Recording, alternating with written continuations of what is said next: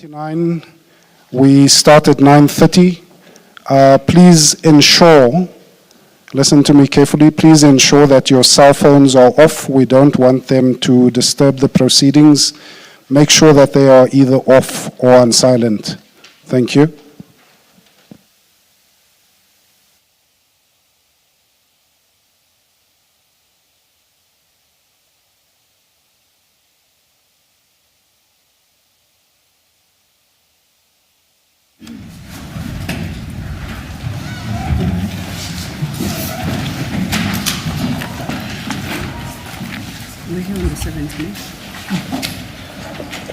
Good morning, Mr. Law. Good morning, Ms. van der Heever.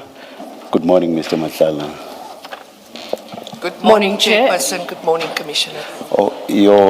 Please pull the mics closer to you and switch both of them on.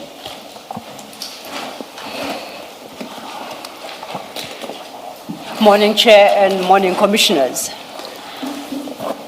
I greeted you and your mic was off. Good morning. Good morning once again, Commissioner. Thank you. Thank you, Chair. Chair, Commissioners, you'll recall that Mr. Matala had been subpoenaed to appear on the 7th of July, 2026. And on that date, Mr. Matala's legal representative and I presented ourselves before you, and we had an engagement, the outcome of which was that Mr. Matala's appearance was postponed to the 15th of July. Today, and the commissioners issued a ruling in that regard and on some other aspects. Mr. Matala is present. We are back before you, and Mr. Matala's legal representatives would like to address you, Chair. The issue about which she is about to address you is contained in the folders that have been made available to you, but I will leave it to her to take the commissioners through the contents of that folder. Thank you. Ms. van der Heever. Good morning again, Chairperson, Commissioners. We have prepared for your benefit and in support of our application for a postponement, an affidavit that was duly deposed to by our client. Due to time constraints, however, we were only able to last night email an unsigned copy to my learned friend. The situation was that for a variety of reasons this could not be done earlier. I would like to very briefly, if it's necessary, Chairperson, Commissioners, just take you through our reasoning as to why we respectfully submit that a postponement in this matter should be granted. Is there a signed affidavit now? There's indeed a signed. It was commissioned this morning, and we thank the Commission's, my learned friend and her team for assisting us with that. Even at, I think, at 10 o'clock, there was another endeavor made to get it signed at the prison. There were some arrangements, but it just came to no fruition. I do see it in a small folder in front of me. I read from my laptop, and that was an unsigned version. Thank you, thank you. Chairperson, in short, we set out the history of what's transpired vis-a-vis Mr. Matlala, when he was arrested, how the events surrounding him has unfolded. And the most important aspect thereof is the fact that he's due to commence with a trial on Monday. We believe that he's got the constitutional right to attend this trial and be regarded as innocent until proven guilty, together with the other constitutional rights that we've dealt with in this particular affidavit. We respectfully submit that for him to deal with some of the issues, which issues play a very big part in the up-and-coming trial that starts in 4 days, would violate his constitutional right to actually challenge the evidence. We've indicated to you, for instance, that both Witness C and Lieutenant General Nkomazi relied on a statement that was given to them by Mr. Matlala. Before you get to that point, let me ask a general question. Is the submission that a person required to appear before a commission, but who also happens to be facing criminal charges, can never ever testify before a commission prior to the finalization of the criminal proceedings? May I please, my respectful submission is, if I read, I've quoted for you from Justice Jafta's decision in the Zuma matter, and it's quite... That was a minority judgment. Yes, but still, I would respectfully submit, with the greatest of respect, Chairperson, that where you have constitutional rights, that those constitutional rights, especially in the very unique situation that my You client... see, I'm raising the point that that was a minority judgment to understand on what basis you can then rely on that dictum or on that legal statement to suggest, in response to my general question, to suggest that a person who is facing criminal charges can never ever testify before a commission of inquiry. I respectfully submit that when you have a person that's either an accused or a suspect, I respectfully submit that your constitutional rights, with the greatest of respect, override the compulsion that there would be from the commission side for him to give evidence. He would literally forego a large number of his rights if he is compelled to give evidence under those circumstances. I think what we've done, if you would just permit me, please, Chairperson, I think... No, I just moved my shoulder. Yeah. I did not say anything. No, I think respectfully, what I've endeavored to show to you... You know what we always say in the legal profession, both amongst legal practitioners and people presiding, that when counsel says respectfully, they actually mean the opposite. I was told that many years ago by a good friend that presided over a trial where he said, that was the impression. But I sorry for interrupting you, I'm sorry. Yes, please. I fully understand. Yes. The point is that is the nearest that we could come to any authority on this point. And this issue to us was so important that we were going to try and see if we could actually deal with this matter, if necessary, elsewhere.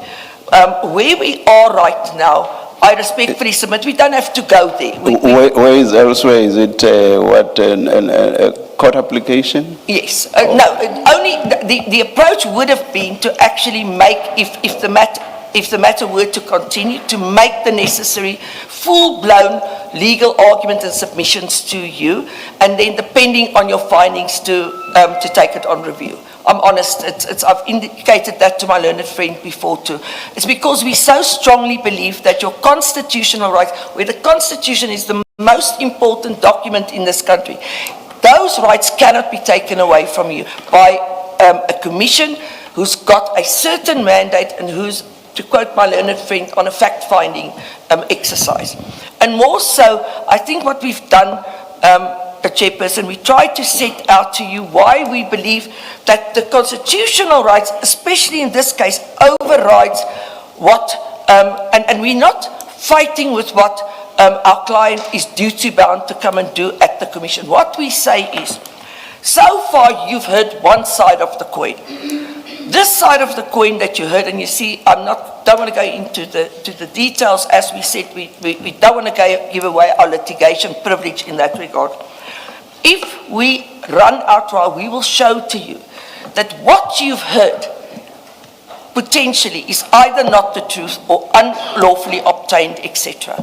And for that reason, we will, at the end, of course, also assist the Commission in finding the truth in this, what I respectfully say is a quagmire of facts that you have to deal with. That is the one issue. Or may I, before you go to the next issue,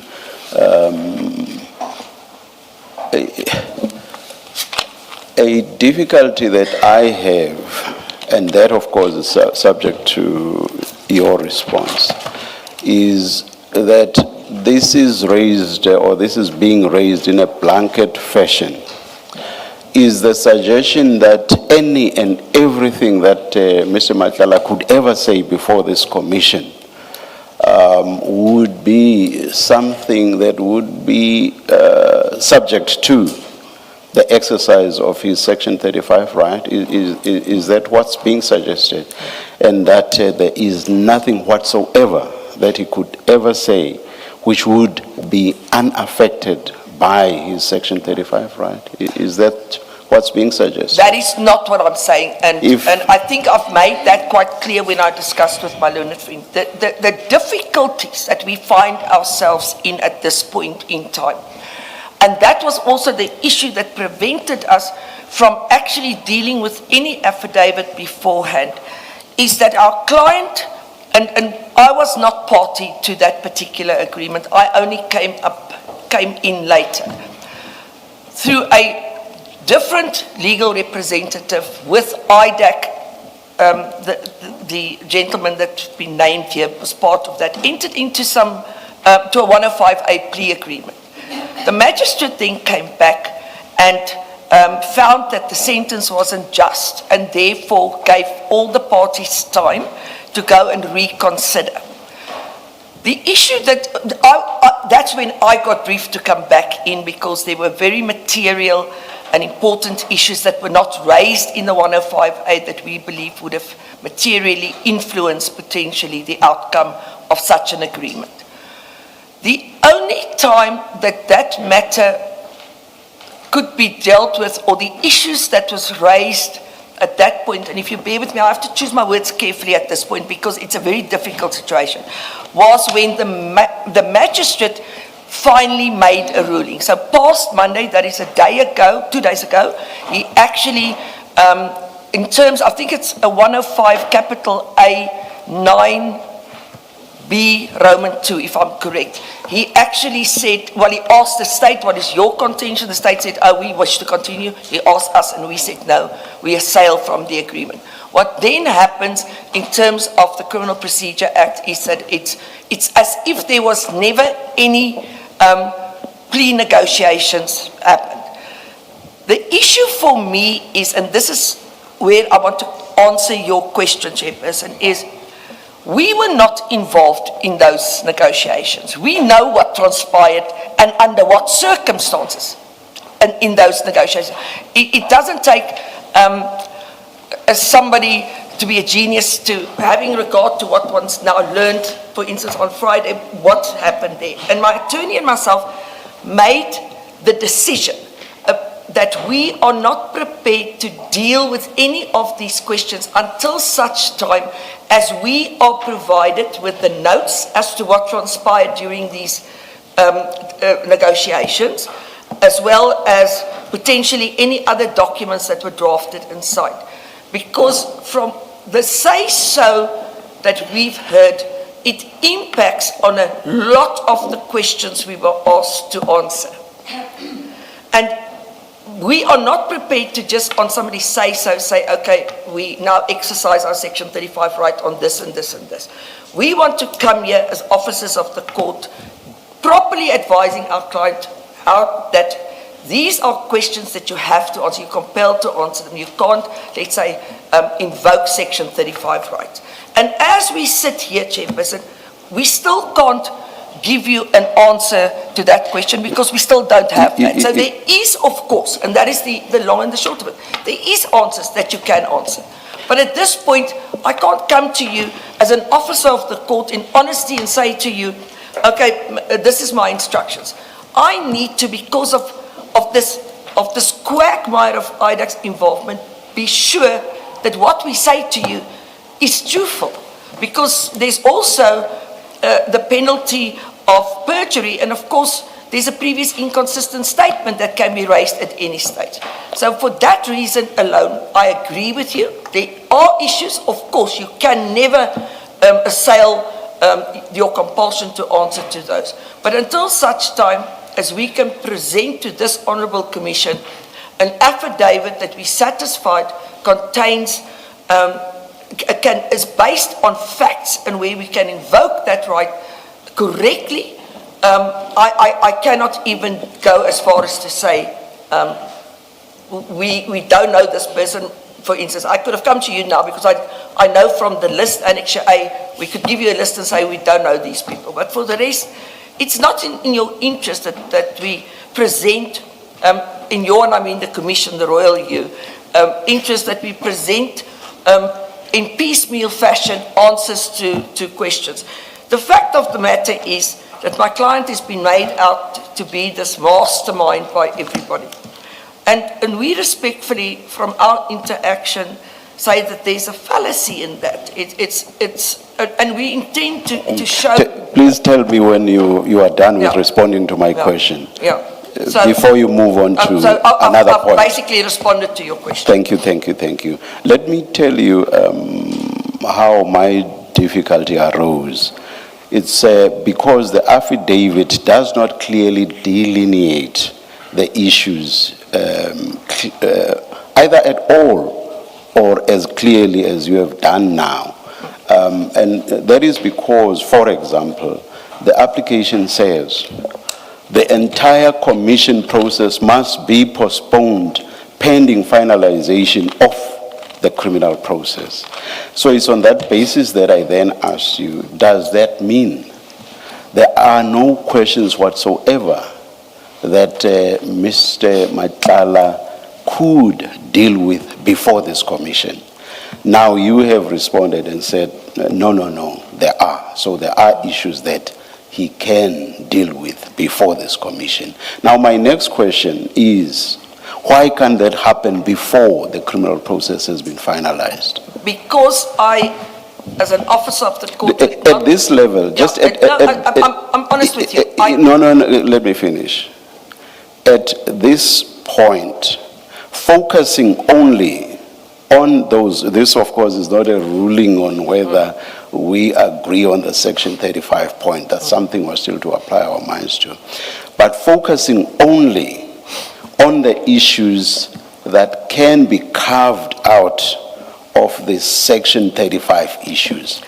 Why can't those be heard or dealt with by this commission before finalization of the criminal process? So there's three reasons. The first I've already dealt with. I said to you that there was negotiations ongoing and I need to understand in those negotiations who, what and where. And without that, I cannot, Are you talking negotiations with IDAC, relating to the plea deal? relating to the plea. That's history now. I'm asking you about now. I'm asking you about now, please. It's not history because it's only if I have regard to those and those are handed over that I can come and say I can answer question A and B but not C and D, because it is clear from what we have been given that is a suspect on these issues. So you cannot answer that question. So that is my first point. I cannot at this point in confidence say to the commission, and I won't permit my client to deal with those until such time as I know what they have negotiated with him, what they've asked him, what he's committed to, what he's not committed to. Is that not an issue relating to whether there should or shouldn't there be a postponement? And that's not what I'm asking you about. No, sir, I'm asking you about the precedence. Yes, Which of the two processes must precede the other? But- So I understood you to be referring to the plea deal in the context of saying, prior to that being finalized, I do not know what to do. I must wait until the end. No. That's something else altogether. No, that's not. It has nothing to do with whether, once the plea deal is dead and buried, must the commission process wait for the criminal process? So the earlier issue, the plea deal, is finalization or even non-finalization, has nothing to do with the question I'm putting to you. It does indeed, Commissioner, if you will permit me just to explain to you. All right. During a plea deal, there is much more than the simple wording in the plea deal that takes place. There's other negotiations that happens between the investigators, the client and the attorney. And during those investigations, there's names that come up, there's information given, etc. And during that negotiations, a person potentially is, and I'm trying to keep it in the abstract, is told, you are a suspect on this matter. Let's say you're a suspect that you connived with General X to do A, B, and C. General X doesn't appear, for instance, in the plea deal. It's discussed there, there's questions made, there's recordings made, but General X appear in the Regulation 10.6. Now, for me to deal with whether he's a suspect or not, in respect of anything to do with General X, I need to know what was discussed during the plea negotiations. And it's not just somebody sitting there and now we're drafting a 105A. For what purpose? We are doing that for what purpose? For purpose of invoking my right to silence on that. I can say, No, I've been then told... you don't get me altogether. Then you don't get me altogether. We have already, please listen to me. We have already made common cause that there are issues in respect of which Mr. Madlanga is able to deal with before this commission. Now, you are talking about issues that post the plea deal may also fall under the section 35 dispensation that you are claiming. I have said, let's put aside all of that. So what you are telling me falls, according to you, under that basket. I have said, let's put that aside. And let's address our minds to those issues about which there is no question regarding them being heard by this commission. That is what my focus is on. And it's on that basis that I say to you, I do not understand your point about the plea deal and its relevance to my question. I hope you get me now. Let me again try and explain to you, Commissioner, or Chairperson. I can only say to you, we've made common cause on the issue itself. But I can only tell you, as an officer of the court, which of us... No, I will not give you time when you seem not to understand me. I am saying, I'm not interested in the nitty-gritty of what falls under the Section 35 bucket. I'm not interested in that nitty-gritty. I'm looking at the broader question of, on those issues on which there is no question whatsoever, which can be dealt with by this commission, and you've agreed that there are. On those questions, why can't those questions be heard before the criminal process has been finalized? Whether, even accepting, as you argue, that there are some issues coming out of the plea deal which fall under the Section 35 basket, even accepting that, you have said there are some which do not fall under that basket, and my focus is only on those aspects that do not fall under that basket. So clearly, what you've just said about the plea deal is irrelevant to my question. With the greatest of respect, it's not irrelevant, Chairperson, because I cannot at this point in all, as an officer of the court, distinguish between what we can answer and what we can't answer. We can only say to you, the only things... You will never understand me. Please go on to the next point. No, I do understand you quite clearly. The only issues that my client can answer, Chairperson, at this point that we say that we form common cause on is who he doesn't know on the list of the 10-6. The rest of the issues, if I may please, rest of the issues, I cannot say to you, I am prepared to answer this because I don't know if I have not asked you that. You are trying to answer a question which I have not asked you. I have not asked you that question. I have simply not asked you that question. I am asking you a general question. It has nothing to do with specifics, and that general question is, on those issues on which there is no question whatsoever, those issues, I will accept for a moment, for purposes of this debate, that there are plea deal issues that fall under the Section 35 basket, and which therefore will not apply to my general question. So I'm asking you this general question again, and it is this.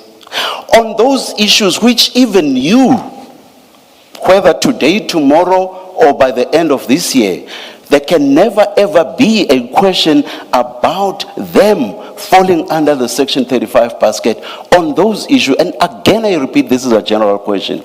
On those issues, what would the basis of us not continuing with those prior to the finalization of the criminal process, what would the basis of not doing so be?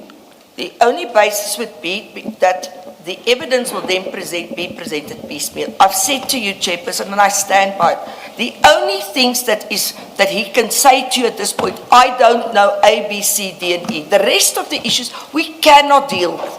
And I, with the greatest of respect, do not think it would be in your interest for him to sit here and say, I don't know this person, I don't know this person, I don't know this person. That's the only issues that we can form common cause on that he can at this point answer. We are trying to come to the Commission and answer what we can.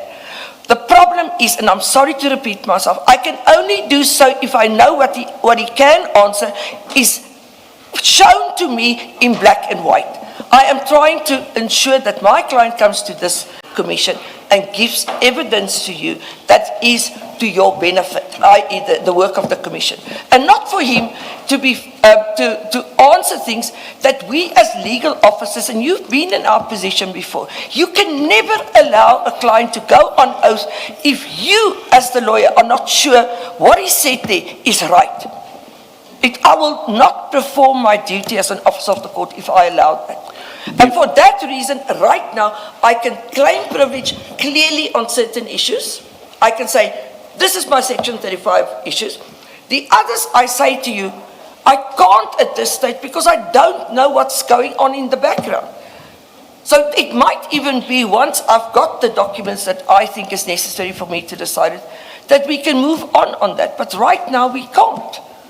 And I respectfully submit that based on the remainder of the issues that we've put here, that this Commission should allow him the opportunity to finish the trial. And more so... Again, please tell me when you are done responding to my question. And then the last thing is, I think the thing that concerns me the most is, and we've taken the liberty of sharing a privileged document with you pertaining to the opinion.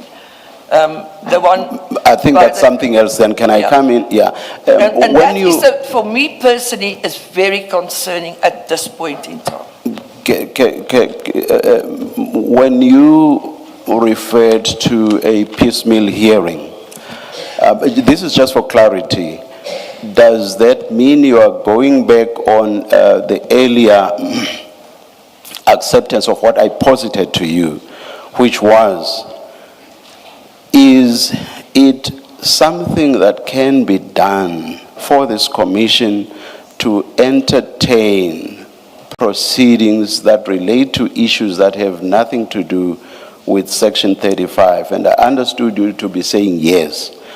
But now, towards the end of your submissions, you said, I don't know, I'm paraphrasing, I'm not sure of the exact words you used, but you said something like, it wouldn't be desirable to have a piecemeal hearing, something like that. Yes.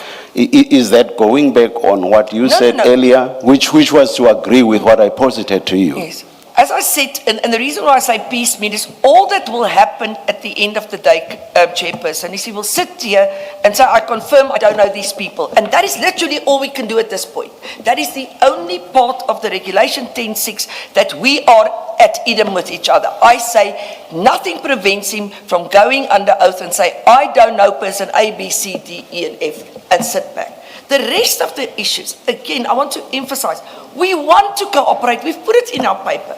But give us an opportunity to ensure that what we come to the Commission with is truthful. It's based on facts.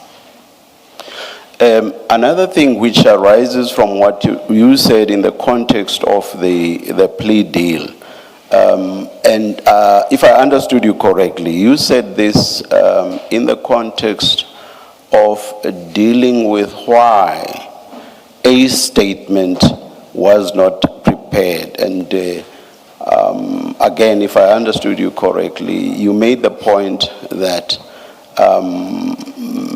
you or your client had to wait until that plea deal process had been finalized so as to know whatever it is that related to the facts eventually. Here's a difficulty I have. Surely facts cannot change. Facts are facts. And I do not quite get it why Mr. Madlanga could not have made his statement. He knows what the facts are, regardless of what the outcome of the plea deal were to be. He knew the facts, and therefore, from where I'm sitting, subject to your response, he could have said, these are the facts, and here are my responses to the notices that I have received. But Chairperson, the situation is... Or just to finalize, the facts could not be this or that, depending on the outcome of the plea deal. The facts are facts. No, it is different, because when people enter into plea deals, there's certain consensus reached, and it goes, it's dealt with in totally different way, 105As, than what would normally, as you say, admit certain facts. If you go on a 220 or 115A and you admit facts, it's a different story. A plea deal goes beyond it. So very often, there's facts behind it. As long as that 105A stood there and the magistrate has not ruled on it, our submission is that the issues there, he could not entertain his Section 35 rights on those. He could not come to the Commission and say, listen, I'm a suspect or an accused on this particular matter, and therefore I invoke my right to silence. It's a live process, and that live process has many complex issues behind it. So for that reason alone, he could not depose to that, to any affidavit here. I understand what you're saying, Chairperson. I understand what you're saying. But if he were to honestly depose at that point before Monday to an affidavit, he had to answer questions that we believe, because of him assailing from the 105A, he now has the right to invoke a right of a constitutional right. But the Commission's interest would be facts in accordance with what Mr. Madlanga knows, and that has nothing to do with whatever it may be that informed what he said for purposes of concluding the plea deal. So on that basis, I do not follow your response. I stand by my response, Chairperson. I cannot, again, as an officer of the court, make my client say I invoke my right here and there and whatever, when I know in law the situation is that is a life process, and he cannot invoke that right at that point in time. The facts, with the greatest of respect, you say that you have to answer facts, but facts have context and facts have background.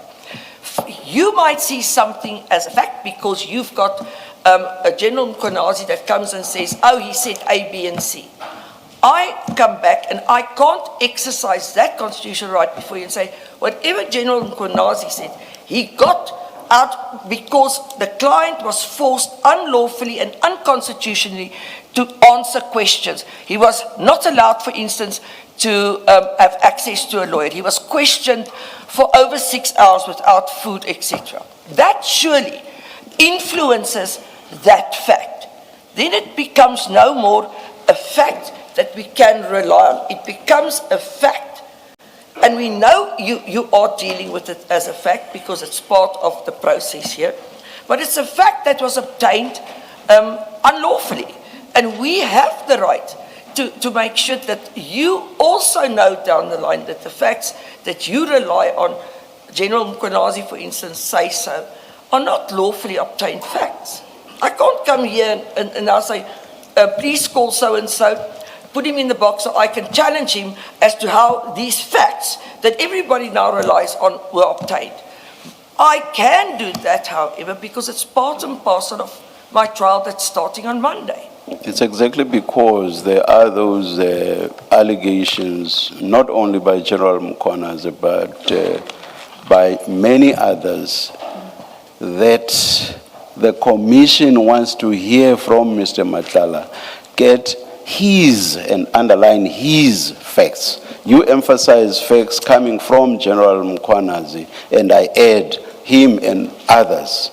You emphasize those facts. What the commission is interested now is facts from Mr. Matlala. But anyway, unless you want to comment on that, Commissioner Baloyi wants to ask a question. Chairperson, as I said, those facts are facts that General Mkhwanazi rely on, that he says he obtained from my client. And we say what he relies on, you should not accept. And we can show you in due course why you shouldn't. We've not It's just accepted one anything. example. We've not accepted anything at No, this but stage. I'm saying to you, Ms. Fanny, it's just one example. Yeah. If I can, unless you want to hear me. Commissioner Baloyi has a question. I just want to make sure that I understand what you're saying. I've understood you to say that you want access to the negotiations and the documents and everything that went on in the lead up to what would have been a plea deal that is approved by the court. And you say because you haven't had access to that, you're unable to get Mr. Matlala to respond to the notice that he has been given. Did I understand you correctly? Indeed, because in that process that leads up, I'm sure, Commissioner, you've gone through those processes yourself. There's always deals that are made. Your microphone is off. Sorry, there's deals that's made. And that process to come to a finalization of a 105A involves a quid pro quo. And I need to see what the quid pro quo was. But what does it have to do with the statement that must be submitted to the commission? Because let's say... Let me finish my point. That process has concluded, even if what you refer to or what you describe as the quid pro quo were to be relevant to the answers in the statement to be submitted to the commission, which I'm not saying they are, even if they were to be relevant, that process has concluded, has been declared in accordance with the law to be null and void. So for all intents and purposes, it never happened. That's what that concept means. Why is that a hurdle to Mr. Matlala submitting his statement, answering specific questions that have been put to him, and you know that in answering those questions, he's entitled to say, I don't know anything about this, if he doesn't know anything about it, and the assumption that we must make is he's going to be truthful in his responses, and if he doesn't know, that's what it is. Why are the notes and the documents that comprise or that constitute what you say is the quid pro quo, why are they relevant for our purposes? It's highly relevant because let's speculate. I don't want to go into detail, but let's speculate for a second. In order for them to offer this deal, they sit around the table and they say to my client, we want information on A, B, C, and D. And A, B, C, and D forms part, let's say, of your list. But A, B, C, D is not part of the plea agreement. That is the deal that we cut here. You give us this information as an example, and we will continue. We will enter into this deal with you. So, for instance, if there is, let's say, a Section 205, Section 204 affidavit opposed to, I want to see that because I want to see in that what transpired. Or what was admitted in that statement, number one. But number two, I want to see, and I feel very strongly about it, what transpired during these plea negotiations. Because in law, normally what happens, it's recorded. Because I have been quite vocal about the fact that, I'm trying to choose my words very carefully. The process that was followed, I've made it plain to you, I was not going to be involved in it because I didn't trust it. That's the 105A process. And subsequently, I'm even more concerned about the process that was followed. I understand. And what I'm saying to you then is, in that negotiations, names could have been mentioned, admissions could have been made, evidence or Yeah, he could have disclosed evidence to them, and I that's- can't deal with it if I don't see what But happened that's there. information that's within Mr. Matlala's knowledge. I don't understand, I don't quarrel with you wanting to know for your purposes.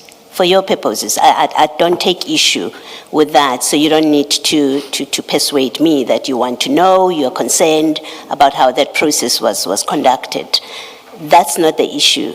The issue that I'm raising with you is specific questions were asked of Mr. Matlala to speak to in his statement. And those issues are the issues that have been identified as relevant to our terms of reference and for our purposes. What I do not understand from you is what is the problem or what is the hurdle to Mr. Matlala answering those questions if you do not know what happened in the negotiations? Because where I'm sitting, that negotiating process has nothing to do with us. It's completely irrelevant for purposes of the commission and getting the answers that we require from Mr. Matlala. Of course, we know that Mr. Matlala has the privilege to claim self-incrimination. I will not answer this question because it will incriminate me. I have a trial coming up. We have experience in this commission about that. People have appeared and raised that, right? And we abide the law when it comes to those issues. What I don't understand in the long engagement with the chairperson that you've had is why it is that until you have received the notes and have an understanding of what happened in the quid pro quo, or what it is that was given in a process that, by the way, is null and void as matters stand, we could never, as a commission, you know that, we could never make any reference whatsoever to what happened in that process, even if we had insight into it. We don't have insight into it. We don't know what was discussed, we don't know what documents were shared, what information was shared. But even if we knew that, we could never reference that, because that is an entirely separate process from our process, but that process is now null and void. So nothing that is said in that process comes before us by virtue of having been said in that process. If you accept that to be the correct position and the position of law, not just our conduct, but to be the correct position of law, you haven't said or explained why Mr. Matlala cannot submit his statement, answer the questions in whichever way he chooses, answer the questions asked of him until you've had insight into what happened between him and IDEC. The simple proposition being, he's been asked questions that are presumably within his personal knowledge, and he can give you instructions about those. And where he has no personal knowledge, he can say, I know nothing, and he'll come and tell us that. I don't understand the basis on which you are resisting. In fact, you say, I can never advise my client to answer questions. Well, it's for your client to make the decision whether to answer. Clients work on counsel's advice. It's not you who's answering questions. It's him who will tell you, this is what this question means. And you will say to him, well, that incriminates you. My advice is, you don't give them that answer because it incriminates you. It's ultimately up to him to make the decision, not for counsel to say you don't answer because it incriminates. So far you haven't said to us, Mr. Matlala refuses to answer the questions that you have given to him. You haven't said that. Your case throughout is, I need to see what was discussed with IDEC, which I say, and I say it firmly, is completely irrelevant for purposes of your postponement and for our purposes. You keep on saying that, but in fact what you should be saying to us is Mr. Matlala refuses to submit a statement to the commission because of ABCD. Then we deal with it on that basis. Thank you. Commissioner, there's a few issues. The one thing that I've noted in the 10-6 that you, I assume, take quite seriously, there's a specific question that says, has any person tried to influence you, intimidate you, etc.? Now, you cannot say to me that that is not relevant to the Commission's work. The answer can only be yes or no. And the rest would be the detail. If we are interested in a yes, if he says, yes, someone has tried to intimidate me, the commission may well follow up when he presents evidence and say, well, give us the detail of that intimidation. But the answer is yes or no. There's nothing, there's no privilege about it. There's absolutely, and it's a matter that is within his personal knowledge. It doesn't depend on you seeing the documents from IDEC. It's an answer that Mr. Matlala is in a position to give to you. So it's a bad example that you're choosing. No, I respectfully disagree with you, because if there are, if for instance there's intimidation, or for instance if there's undue influence, with the greatest respect, I've come across, and I've got no problem that you yourself have come across people that do not understand that what they are subjected to is undue influence to get to a point. So I stand by my answer previously. The other issue that I want to raise with you is, as a litigator, we've got ethical obligations when we deal with clients to ensure, and you're right, I advise my client, that is my duty. But I do not know of a single attorney or an advocate in this country that will allow their client to depose to an affidavit if they're not satisfied that what is in that affidavit is correct. We all do this. We do litigation, we run trials. That is our ethical obligation. And if the issue is then that I am obstructing the process, if I want to put obstructed in inverted commas, by insisting on making sure that what I have is correct, then blame me. Don't blame my client, because I believe that in acting as I am, I'm carrying out my ethical obligations. I've been doing this for long enough, so have you, to know things are not black and white.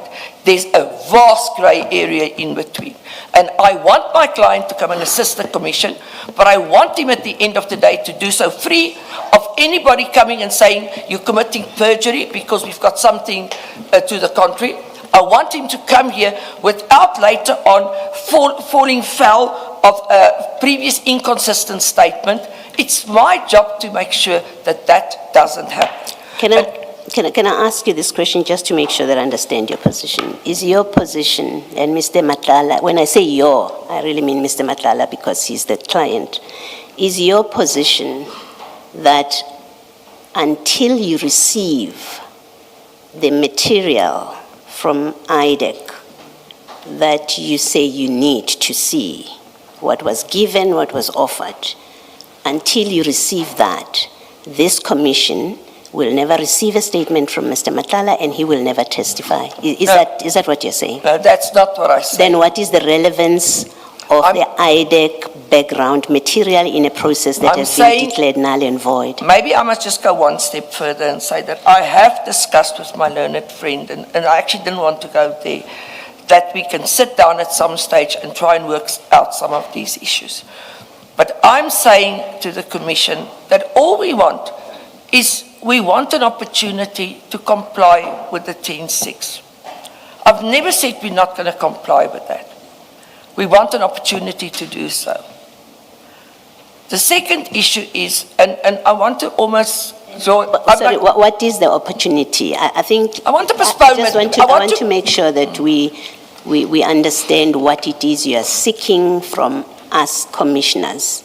When you say, you are not saying that until you've received the IDEC material, Mr. Matlala can never submit a statement and he can never testify. You're saying that's not your position. My position is not, it doesn't only relate to IDEC. Can we just go one step further? Let's take it one step. Yeah, it's on. Thank you. It goes further. The commission is in possession of recordings that was only disclosed to us. So no, hold on. I want us to do one step at a time so that we tick off what is the issue. If we've resolved an issue, we both agree this is off the table now. Now we are going to a different topic. I know that in your affidavit you do speak to recordings and transcripts. We will still get there. You haven't engaged with that. I just want to be clear, because my understanding from the time when you were engaging with the chairperson, and hence my questions that I've asked of you, my understanding of your position was, and still continues to be, that until you have received from IDEC, whenever that will be, if they will ever give you that material, until that point that you've received that material, Mr. Madlanga can never depose to a statement, because you would not let your client depose to an affidavit where in future he gets met with previous inconsistent statements and all of that. So I ask the question so that there's absolute clarity about what it is that we are dealing with. Is your position, let me repeat, is the position that you are adopting that until you have received the IDEC material that led to the now collapsed plea deal, Mr. Madlanga will not be in a position to file a statement to the commission, and Mr. Madlanga is not in a position to testify before the commission? Chairperson, of course, that is my position at this point in time, because I'm ethically bound to act in that manner.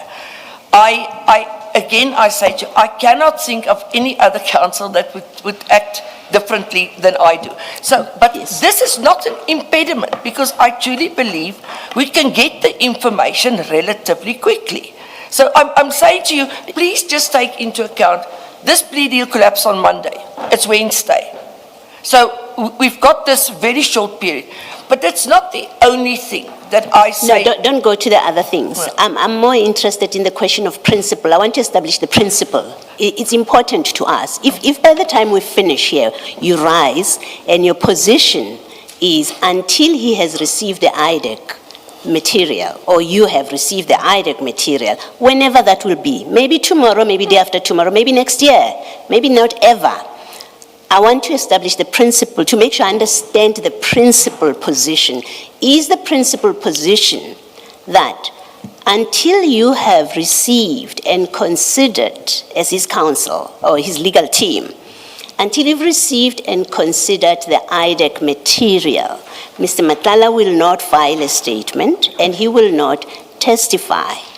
Is that the position you are conveying to us? Until such time I am told by any person in the legal profession that I'm wrong in going to a point where I say part of what I'm doing here is to protect my client's rights.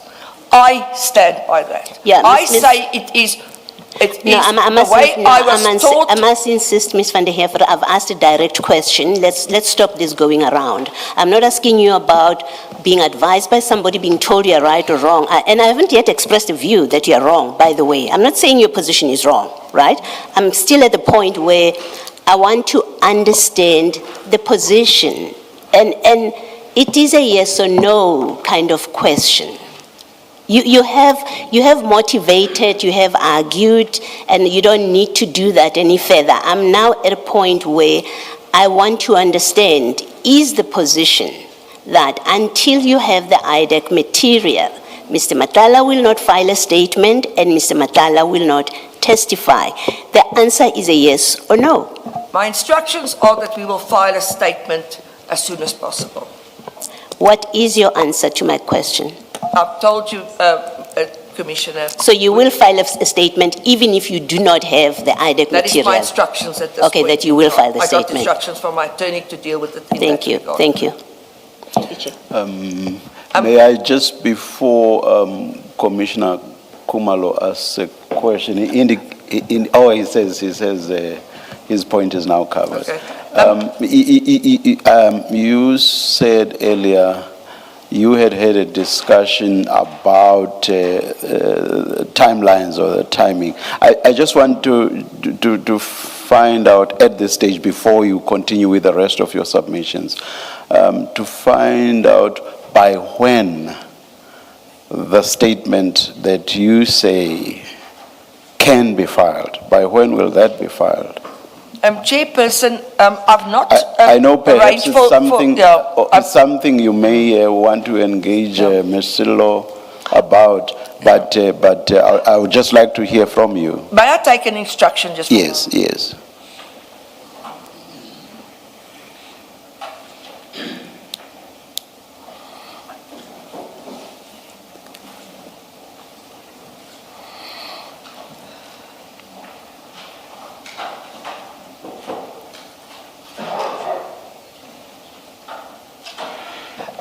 We think we can do it in 2 weeks. Of course, please take into account we're starting a trial on Monday. And that is, of course, also premised on the fact that we get the recordings that's been referred to and relied on by certain witnesses in the commission. And I've discussed another issue with my learned friend, but I'm not going to deal with this on the record. Me and her have managed so far to, between us, sort these issues out. So if it's convenient and if so permitted by the commission, my attorney says that we can probably do that in the next 2 weeks. Because, of course, maybe just for the record, we can also obtain some of the information through the erstwhile attorney. So.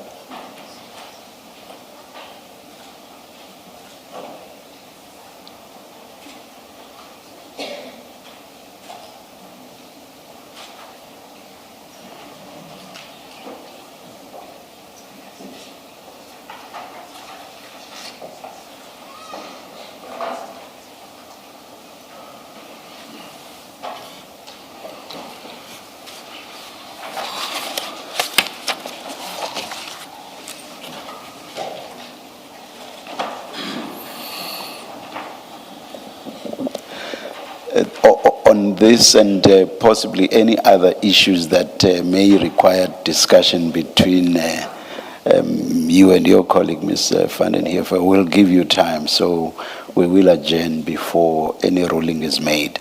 But I don't think you were done with your submissions unless you tell us that you are. If not, you may continue. I think my submissions are quite clear pertaining to the upcoming trial. I think we have the right to be presumed innocent. This commission is watched by many, many people, and I'm just afraid, as it goes, the questioning of him, and I'm not necessarily saying by yourselves, but I know my learned friend might give the perception that he's guilty, and he will go into his trial with baggage, and I'm trying to prevent that. I've set out for you, I think, quite clear the issues that we are dealing with. And then, of course, I'm asking you to pay serious consideration to what is contained in the opinion that we've urgently obtained for you, because I find it very persuading. I hope you do too. And we are endeavoring to deal with that issues the best we can. Thank you very much.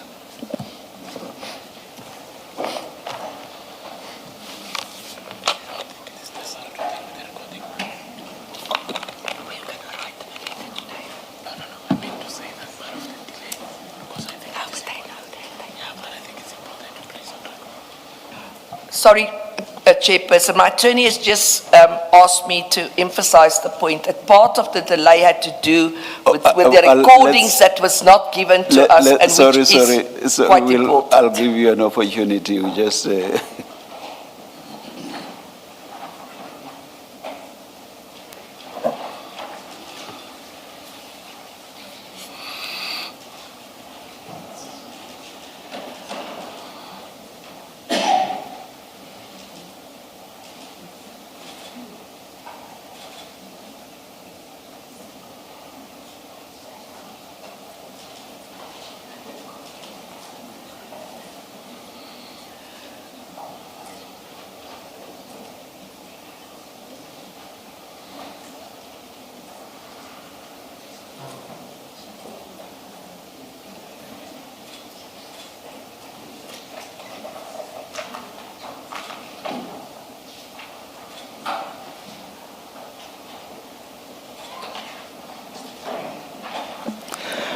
Ms. van den Heever, we heard what you say, and what you said you wanted to emphasize, unless you want to add to that. I've just been asked by the attorney to emphasize the point. Those recordings are vital. They've been referred to by witnesses. They've been, and the day we received the recording, and I thank my learned friend for her intervention in that, was the very day that the statement was due.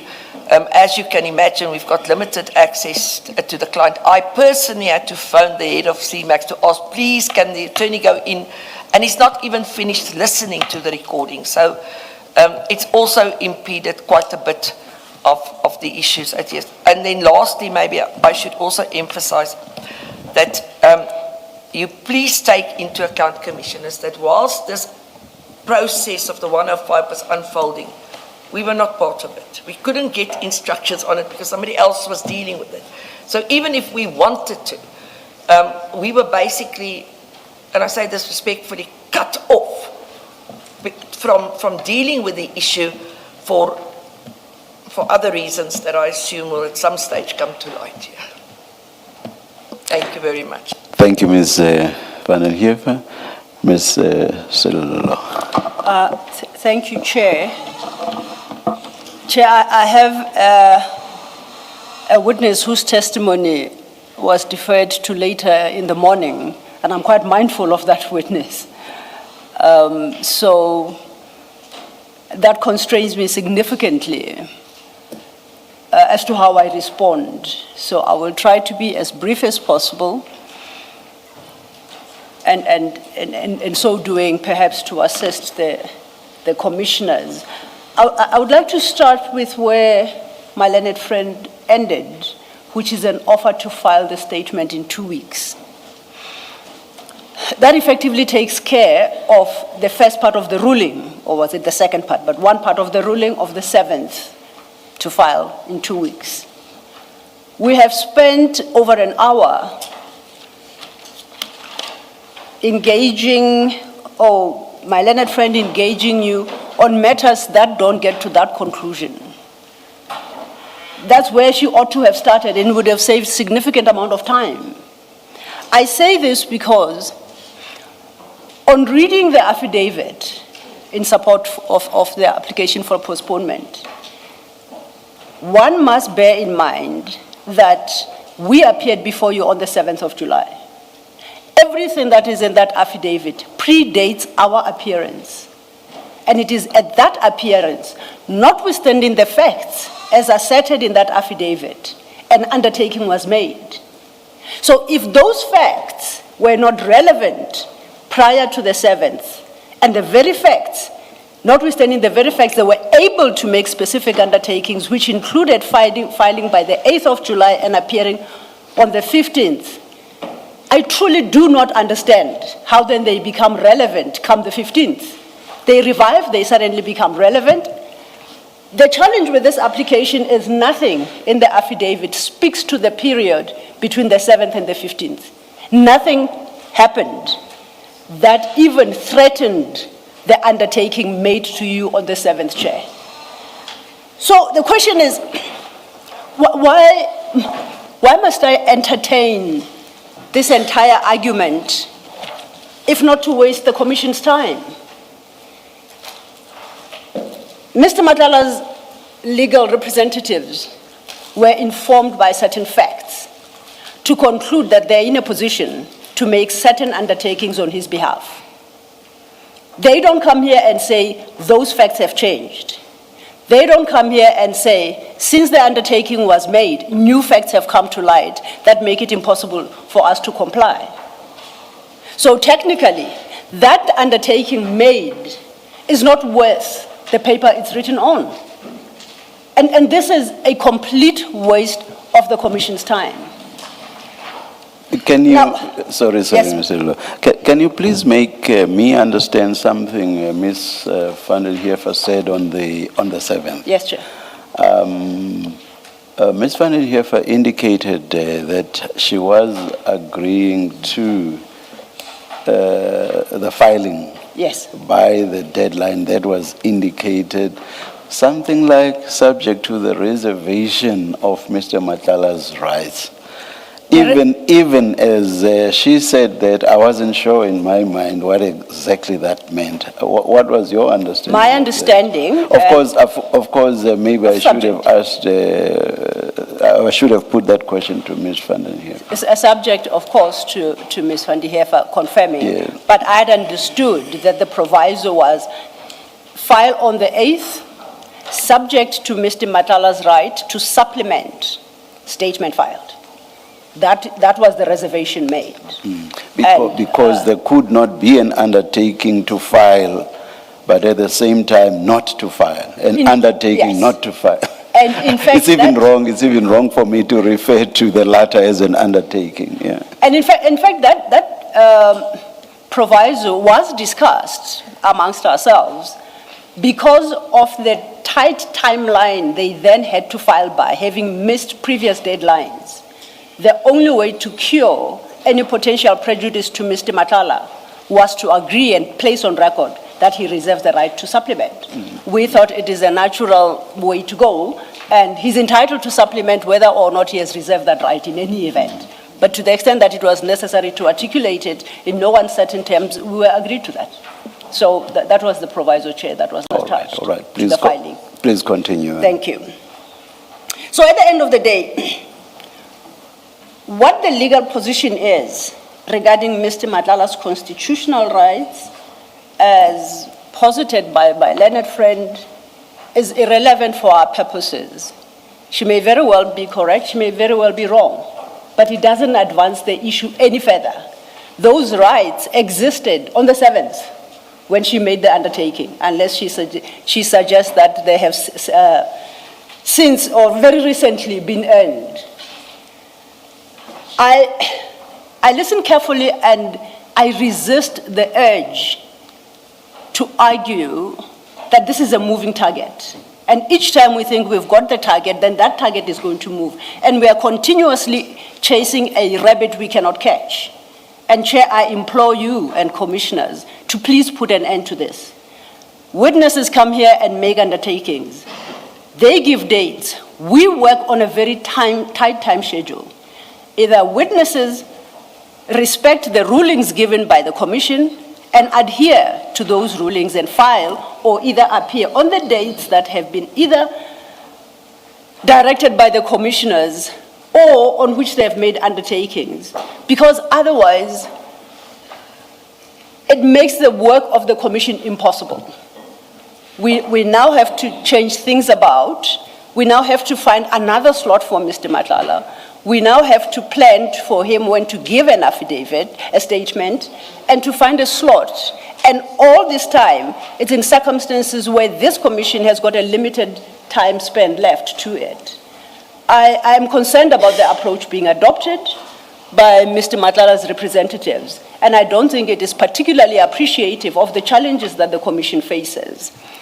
As to whether or not the commissioners and the chair will permit the rulings handed down to be wantonly disregarded as for the commissioners to decide. But I wouldn't be surprised if the commission holds a dim view of that. So, the difficulty we have, or I have personally, listening, is, and I do accept that I possibly misunderstand Ms. van der Heever. The plea agreement with IDEC,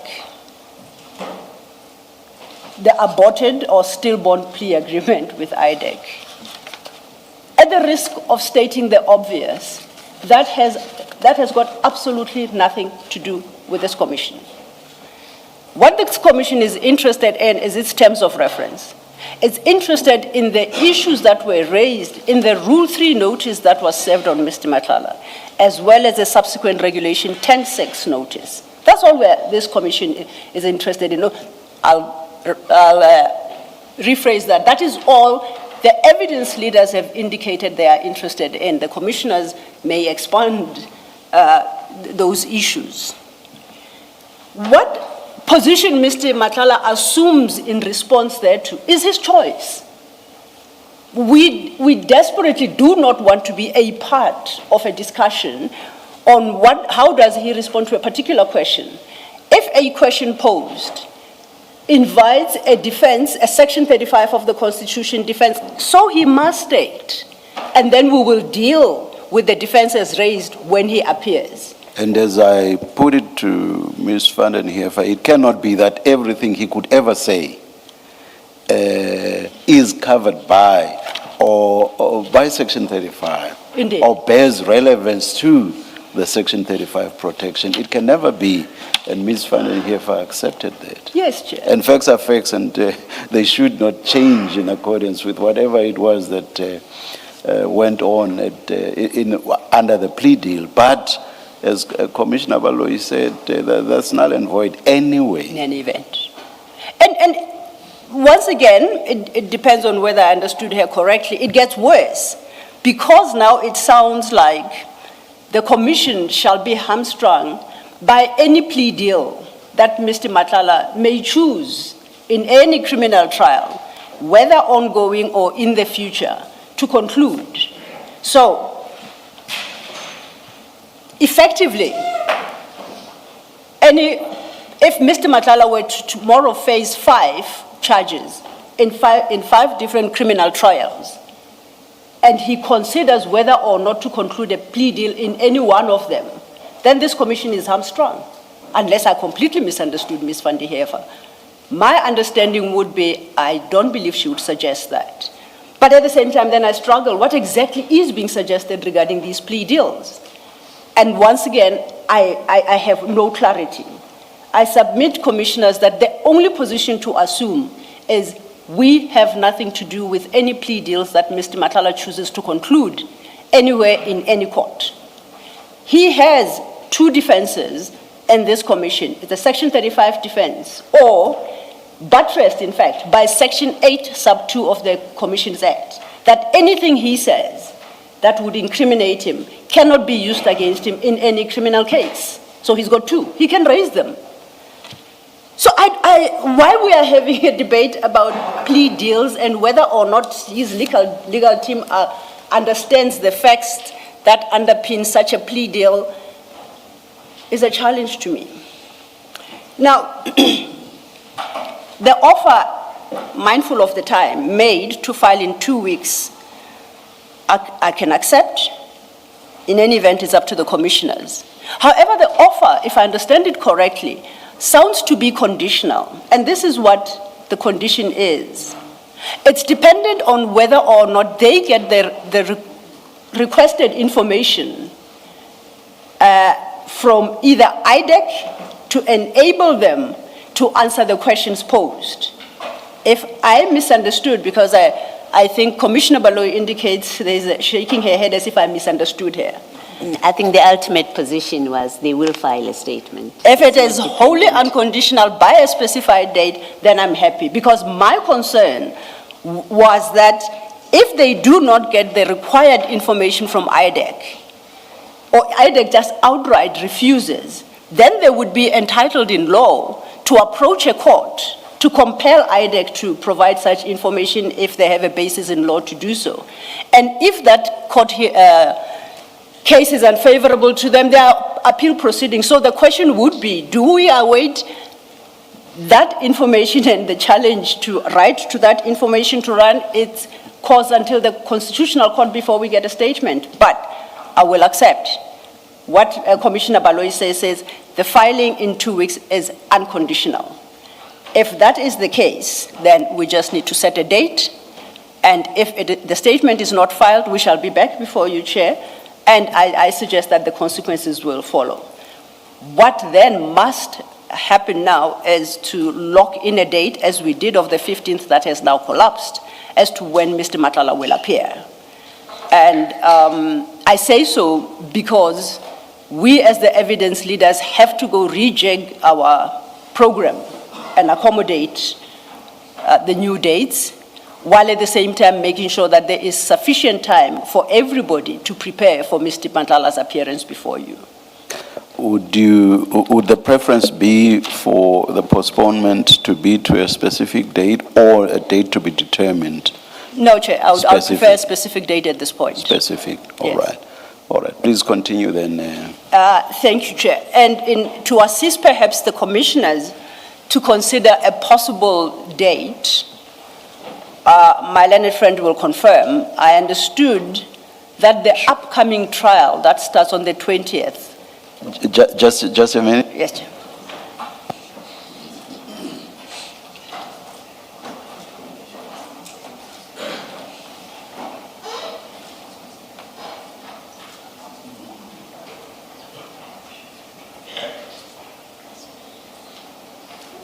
I think on your last point about the date, I think it would be better for you and Ms. Van den Heever to engage, and then, which of course would necessitate a stand down. And when we come back, hopefully, we'll get an agreed date. Oh, no, I'm happy with that approach, Yes. as long as I come out of this hearing with a ruling on a date. However that point is reached is irrelevant. I'll accept that, Chair. Any further submissions? No, Chair, I think that will suffice. I'm looking at the time. As the commissioners are aware, there's another administrative issue to deal with before my witness returns to complete his testimony.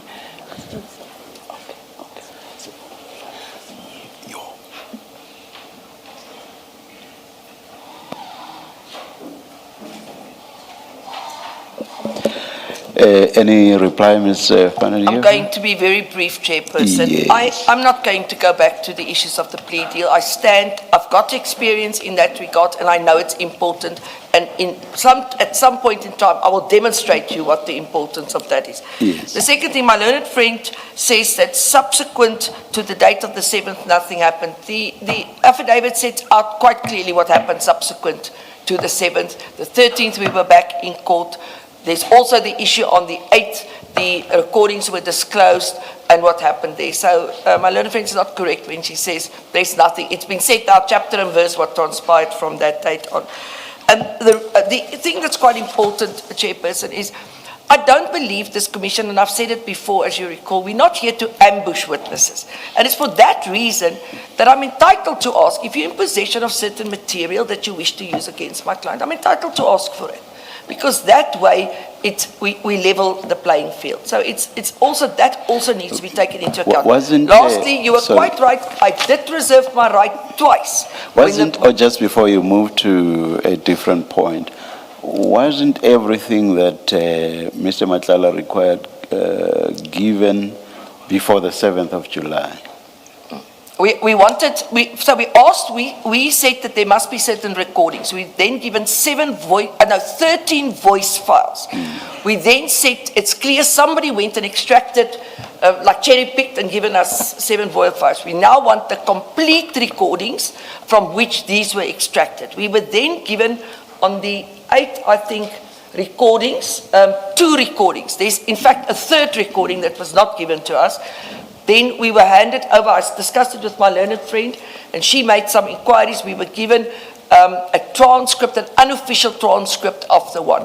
So, and these are long. The one is 6 hours and the others together is longer than that. So, and the client must sit and listen to it because he needs to ensure himself. So that process wasn't even concluded.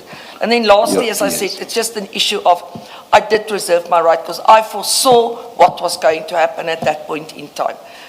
It was not a condition I will file and then amplify. I just couldn't because at that point I still hadn't had any access to the client to discuss any of the issues relating to, as I said, let's call it the Medicare 24 matter.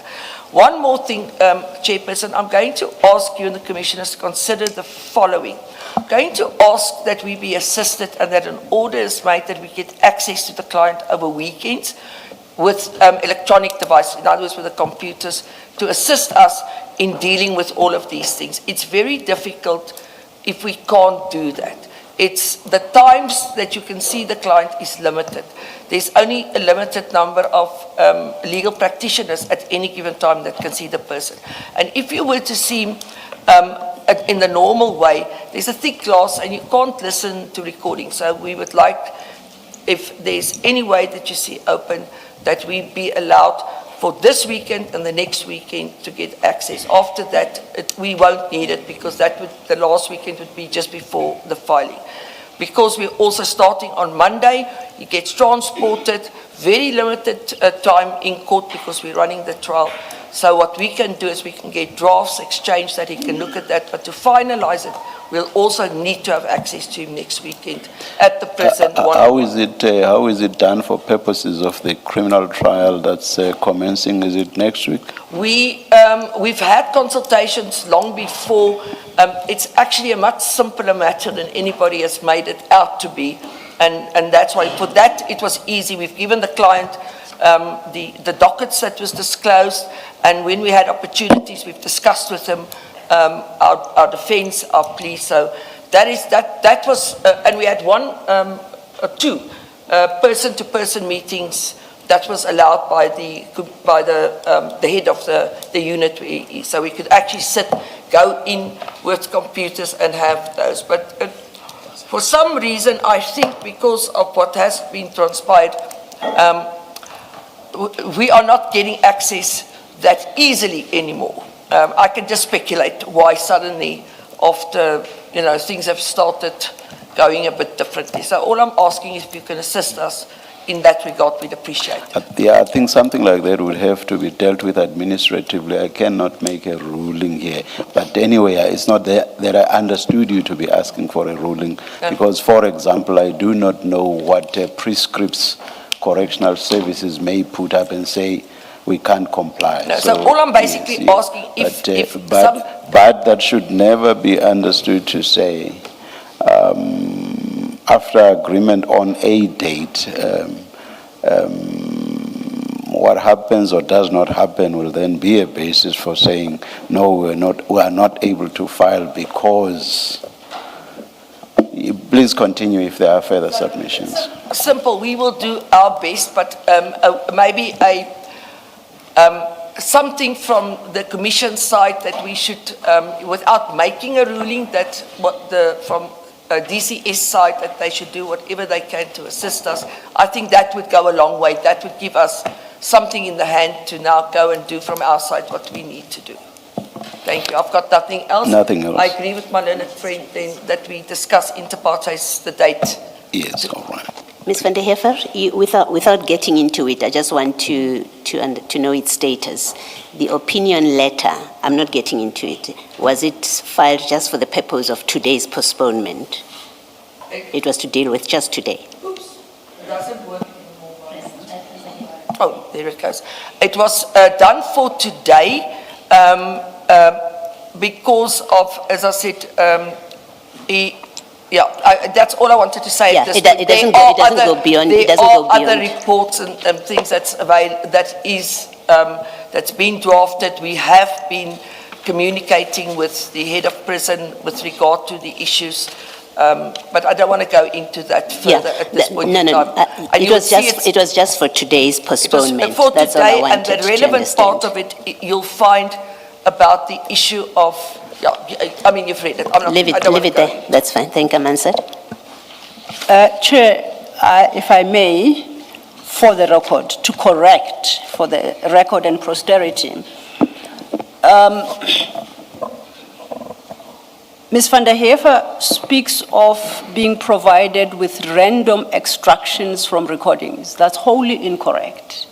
The recordings that were provided were recordings that were played in this commission during the testimonies of witnesses. As we do when we provide our Rule 3s, we provide the evidence that implicates the particular witness who served with a Rule 3.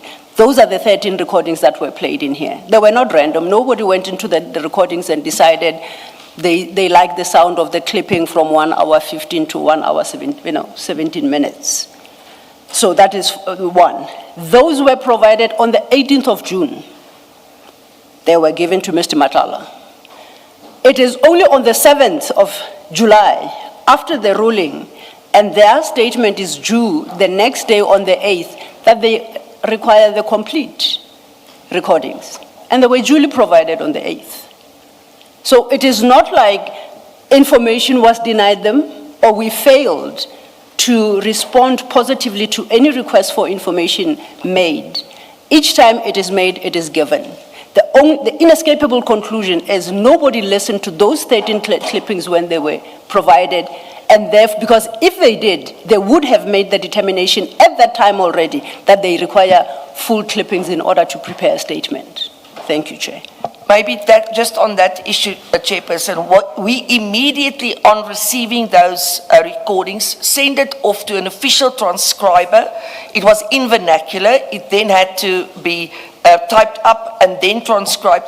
And then upon seeing the client with the computer, it's only then that we realized that these were extracts from various other recordings. And it was only at that point that we could approach the commission, the evidence leader, my learned friend, and say we want the full recordings, because we were then informed that it's extracts from other recordings. We will, thank you to both of you. We will, let me just look at the time.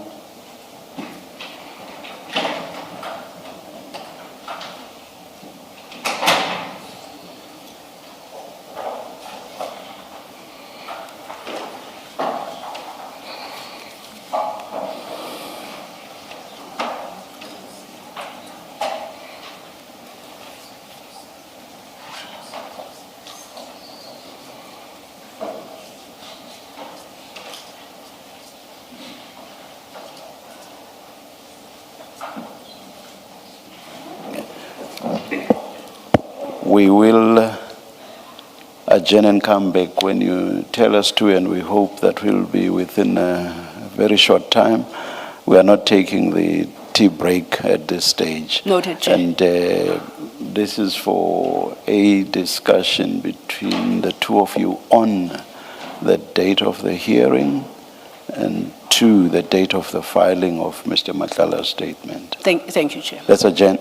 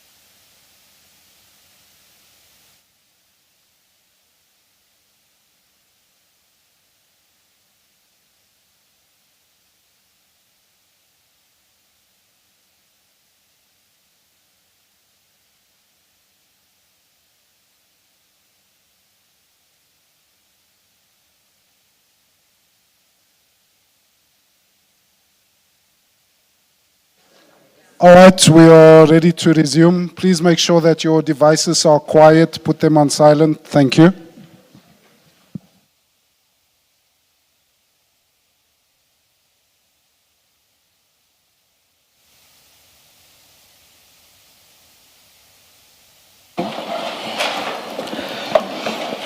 In hindsight, I think we should have taken the tea break because we are going to lose a lot of time now.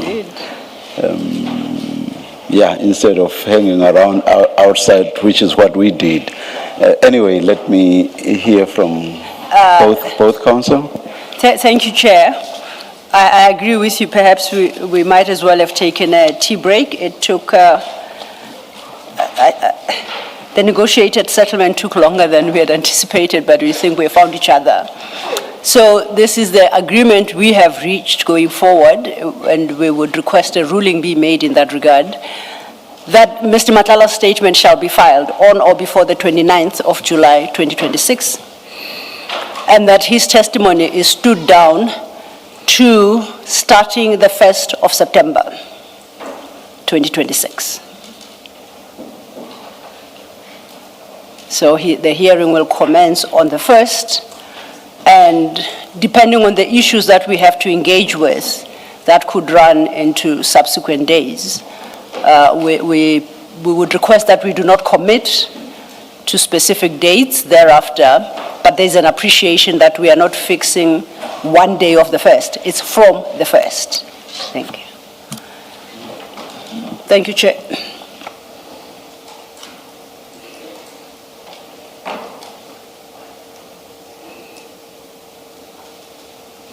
Ms. Lo, is it the understanding between you and Ms. van den Heever that if we need to roll over to the next day, we won't run into diary issues that Ms. van Heeren had not prepared for that? Exactly, Commissioner Baloyi, and hence I express his date of appearance as from the 1st. So the agreement is the 1st and succeeding days as much as are required in that week. But I don't want to give, I won't say the 1st to the 4th, it could very well be, but we start on the 1st until he concludes his testimony. Uninterrupted, thank you. Thank you. Chairperson, I indeed confirm that that is the agreement. My understanding is that we start on the 1st and then it will continue until such time as we've reached the end. If I may just use an opportunity to just deal with one issue. I got a random message from somebody on my phone telling me that I'm not allowed to shout at you, Chairperson, or the other commissioners. I just want to make it plain that I don't shout, I just speak very loudly. Most people know that. So I am sure you didn't perceive it as shouting, neither yourself nor the other commissioners I spoke to. Just for people that don't know me, I speak very loudly. It's not shouting. Thank you very much, Chairperson. If it gives you any comfort, Ms. van den Heever, let me tell you that a judge, when I was appearing in the Mthatha High Court, once shouted at me saying I should not shout at him. So Then we're in the same boat, Chairperson. I'm very happy to hear that. Thank you. thank you.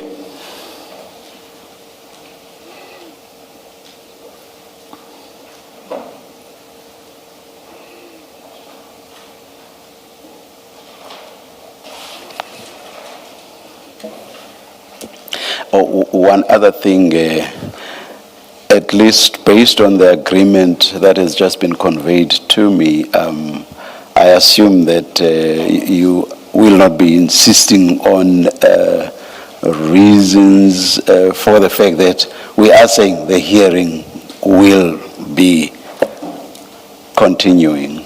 I do not need Thank any you. reasons. May it please you. Thank you. Thank you, thank you. I thought I should just take care of that because there was the muted reference to the possibility of a High Court application. So one might say no reasons were ever given for an application that we made. Like they say, I don't roll that way, Chairperson.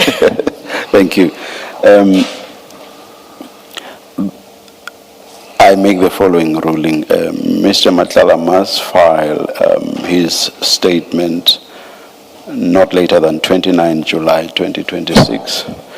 And that's one. Two, the hearing of his testimony is postponed to 1 September 2026 to continue until the hearing has been finalized. Thank you very much, Chairperson. Thank you. Thank you, Chair. Thank you.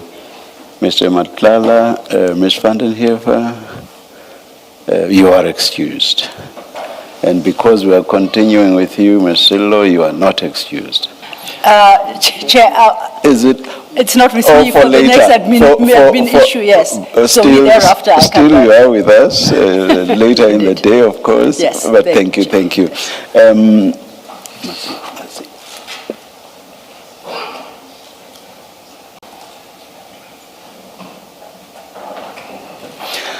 Let's adjourn and come back at midday, 12. Thank you, Chair.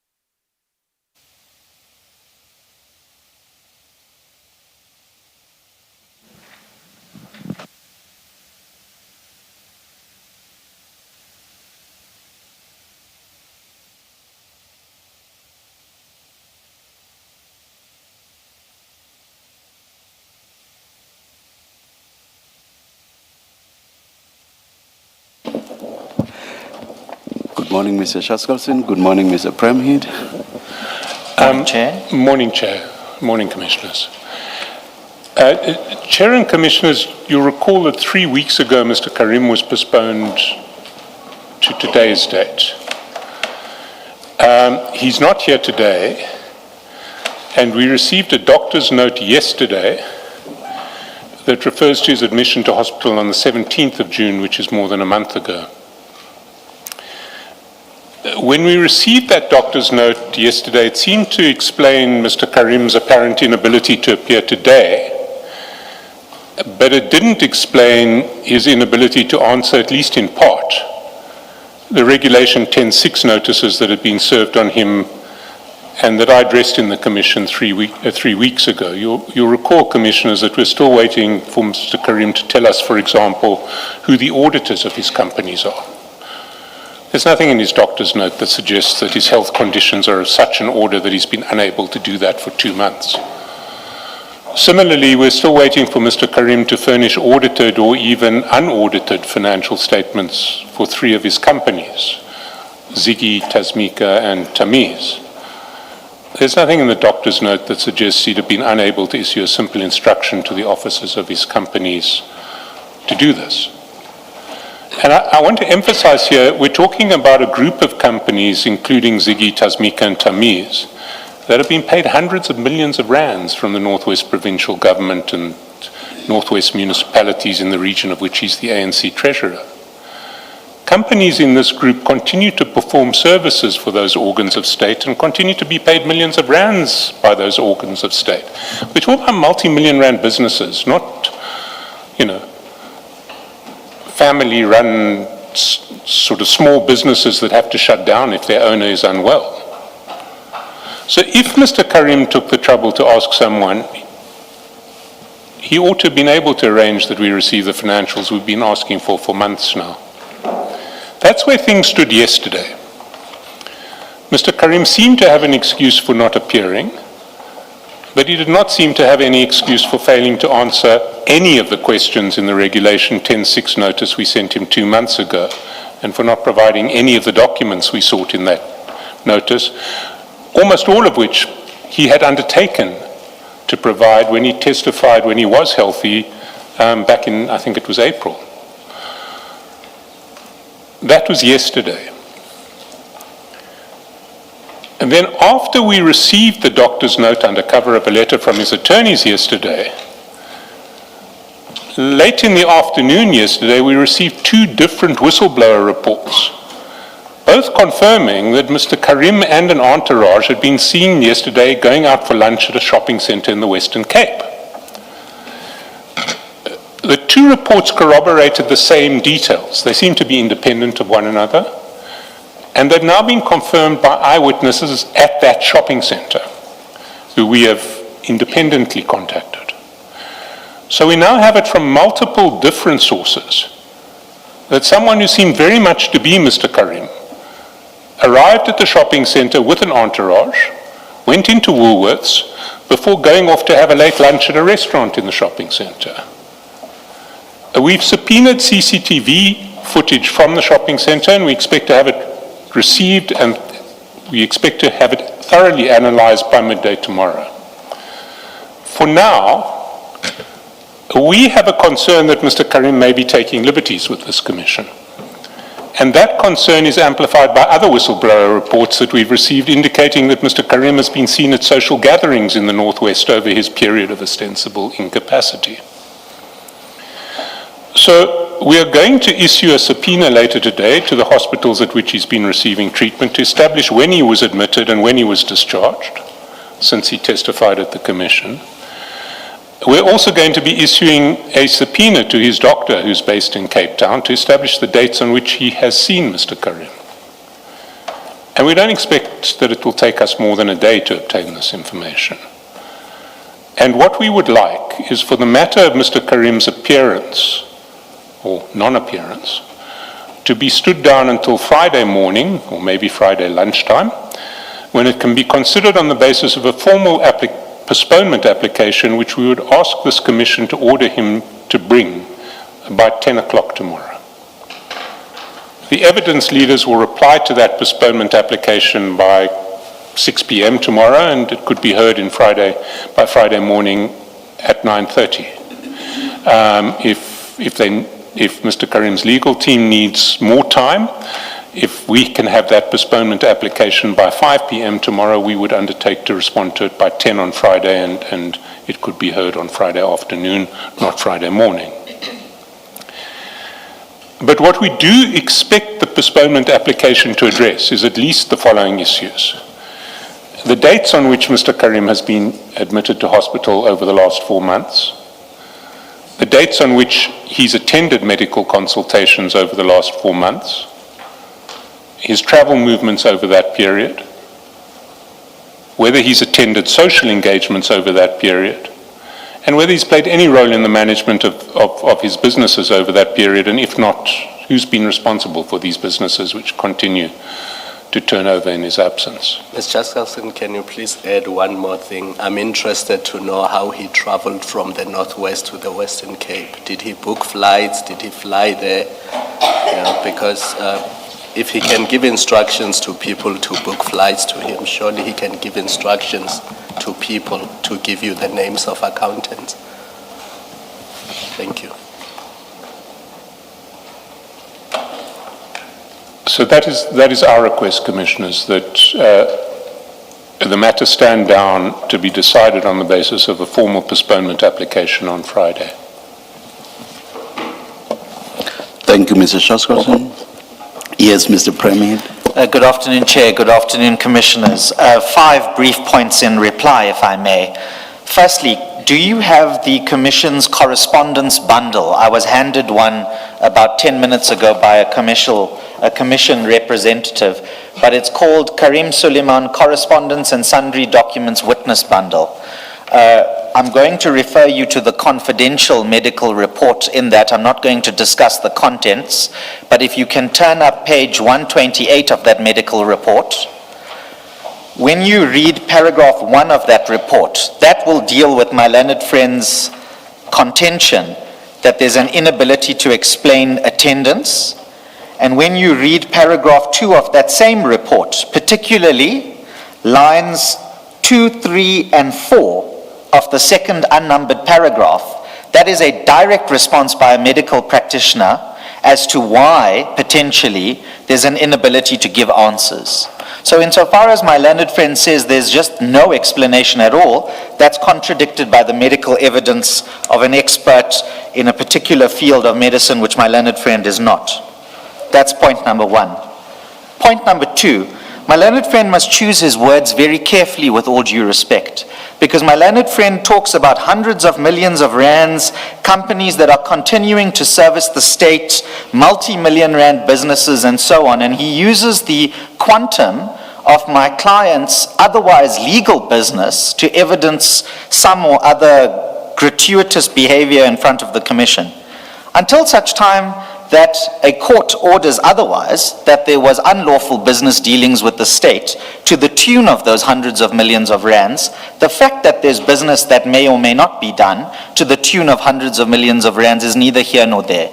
So my learned friend must choose very carefully his words in elevating otherwise perfectly legal facts to be weaponized into some sort of smear, potentially, against my client and otherwise lawful activity. The third point that I would say, in respect of Mr. Karim's undertakings to give the evidence, is you'll know that Mr. Karim, if you'll give me 1 second.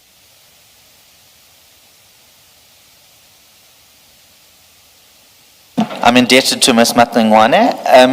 On the 13th of April, suffered the medical incident, and at least on our version, he has been in medical treatment since then.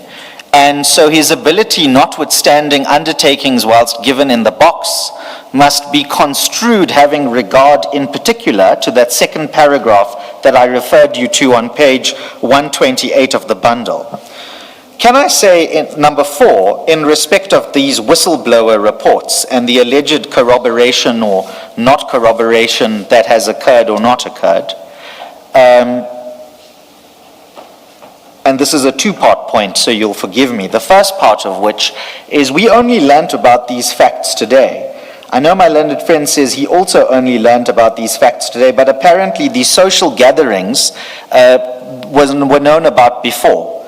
And it's the first time we're learning about these things today, and I must place this on record, in as much as I don't for 1 minute question my learned friend's ability to rely on those allegations to raise a question about Mr. Karim's position in front of you. We would respectfully submit, and I know earlier there was an exchange about whether respectfully is respectfully or not respectfully, but I'm respectfully submitting. I'm happy you were listening. Yes, no, the commission is warmed up by the time I come here, so I know what I'm walking into. The point that I would make is that it's unfortunate we're learning about these in an open proceeding of this kind, and that these demands about what this formal postponement application needs to entail in an open session of this, rather than to have had an opportunity, even after either a stand down or a postponement was asked for today, given that the client is not here because he's presently in the hospital. So it's unfortunate we've learnt about it in this way, but my learned friend and I throughout the morning have been talking intensely about what he can give me and what he can't give me, and whether he's going to give me the CCTV footage he's already got in his possession or he doesn't. I don't think we're in agreement on that, but my learned friend very kindly my learned friend has very kindly given me the license vehicle registration of the vehicles that were apparently transporting my client or not transporting my client yesterday, and we'll deal with that in due course. All I'm saying is that the manner in which we've learnt about this is regrettable, and the reason it's regrettable, and this is the second point of my fourth point overall. How do you suggest you should have learnt about it?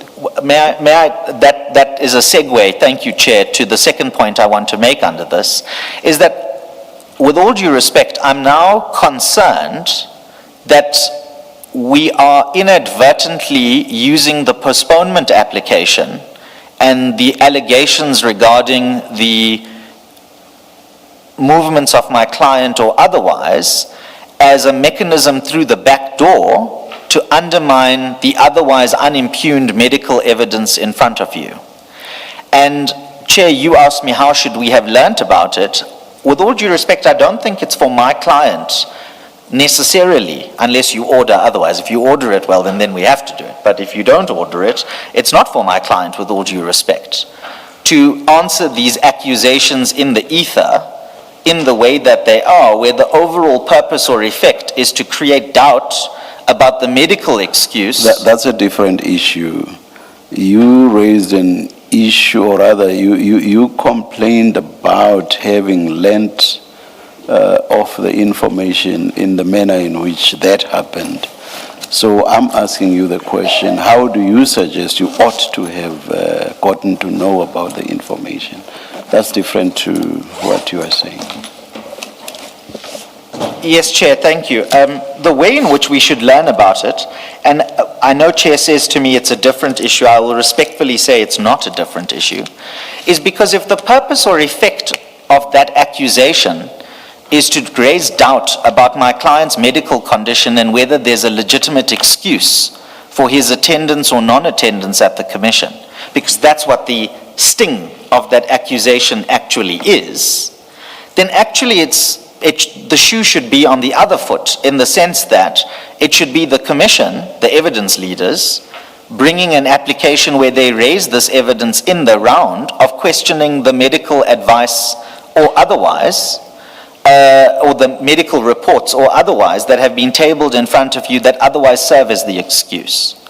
It's not the hill I'm going to die on. All I'm simply saying is that I'm concerned that the way in which these accusations now have to be dealt with is almost reversing the onus that otherwise falls on my client. That still doesn't answer my question. I apologize, Chair. Yes. The question of how Mr. Karim must respond is something other than your suggestion about, maybe the word I'm going to use will be strong or too strong, the impropriety that you suggest with regard to how you came to know is what I am addressing. That has nothing to do with how Mr. Karim then deals with the information. So my question is, how do you suggest this information ought to have landed on your or Mr. Karim's lap?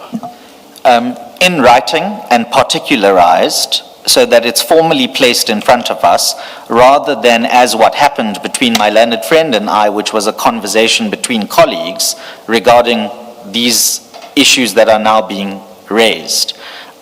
So that's when I talk, and Chair, with all due respect, impropriety is a far higher word That's exactly Yes. why I Yes. said maybe it's too strong a word. Yes, Yeah. because I'm not, But, I'm not accusing my learned friend or anybody of impropriety. I'm just raising my concern about the manner, and then that's the direct answer. Maybe instead of impropriety, I should have said concern, Yes. which is the word you've just used now. Yes. So Chair, I think we're ad idem then that it's concern, not impropriety, and formally in writing, because these are very serious accusations, and I understand that my learned friend is under his collegial obligation to give me notice that he was going to raise it today at the hearing, but he could have perhaps, we could have reached some or other arrangement about being informed about this formally and then given an opportunity to respond.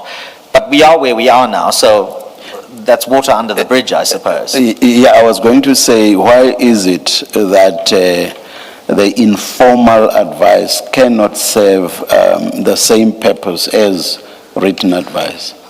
Well, I suppose because my learned friend is not the witness. So when my learned friend, and neither am I. So when my learned friend says to me, you know, these are the core of the allegations, it might turn out that some or other detail about that is going to change or not change, and there should never be a dispute between my learned friend and I as to what he said to me or what he didn't say to me.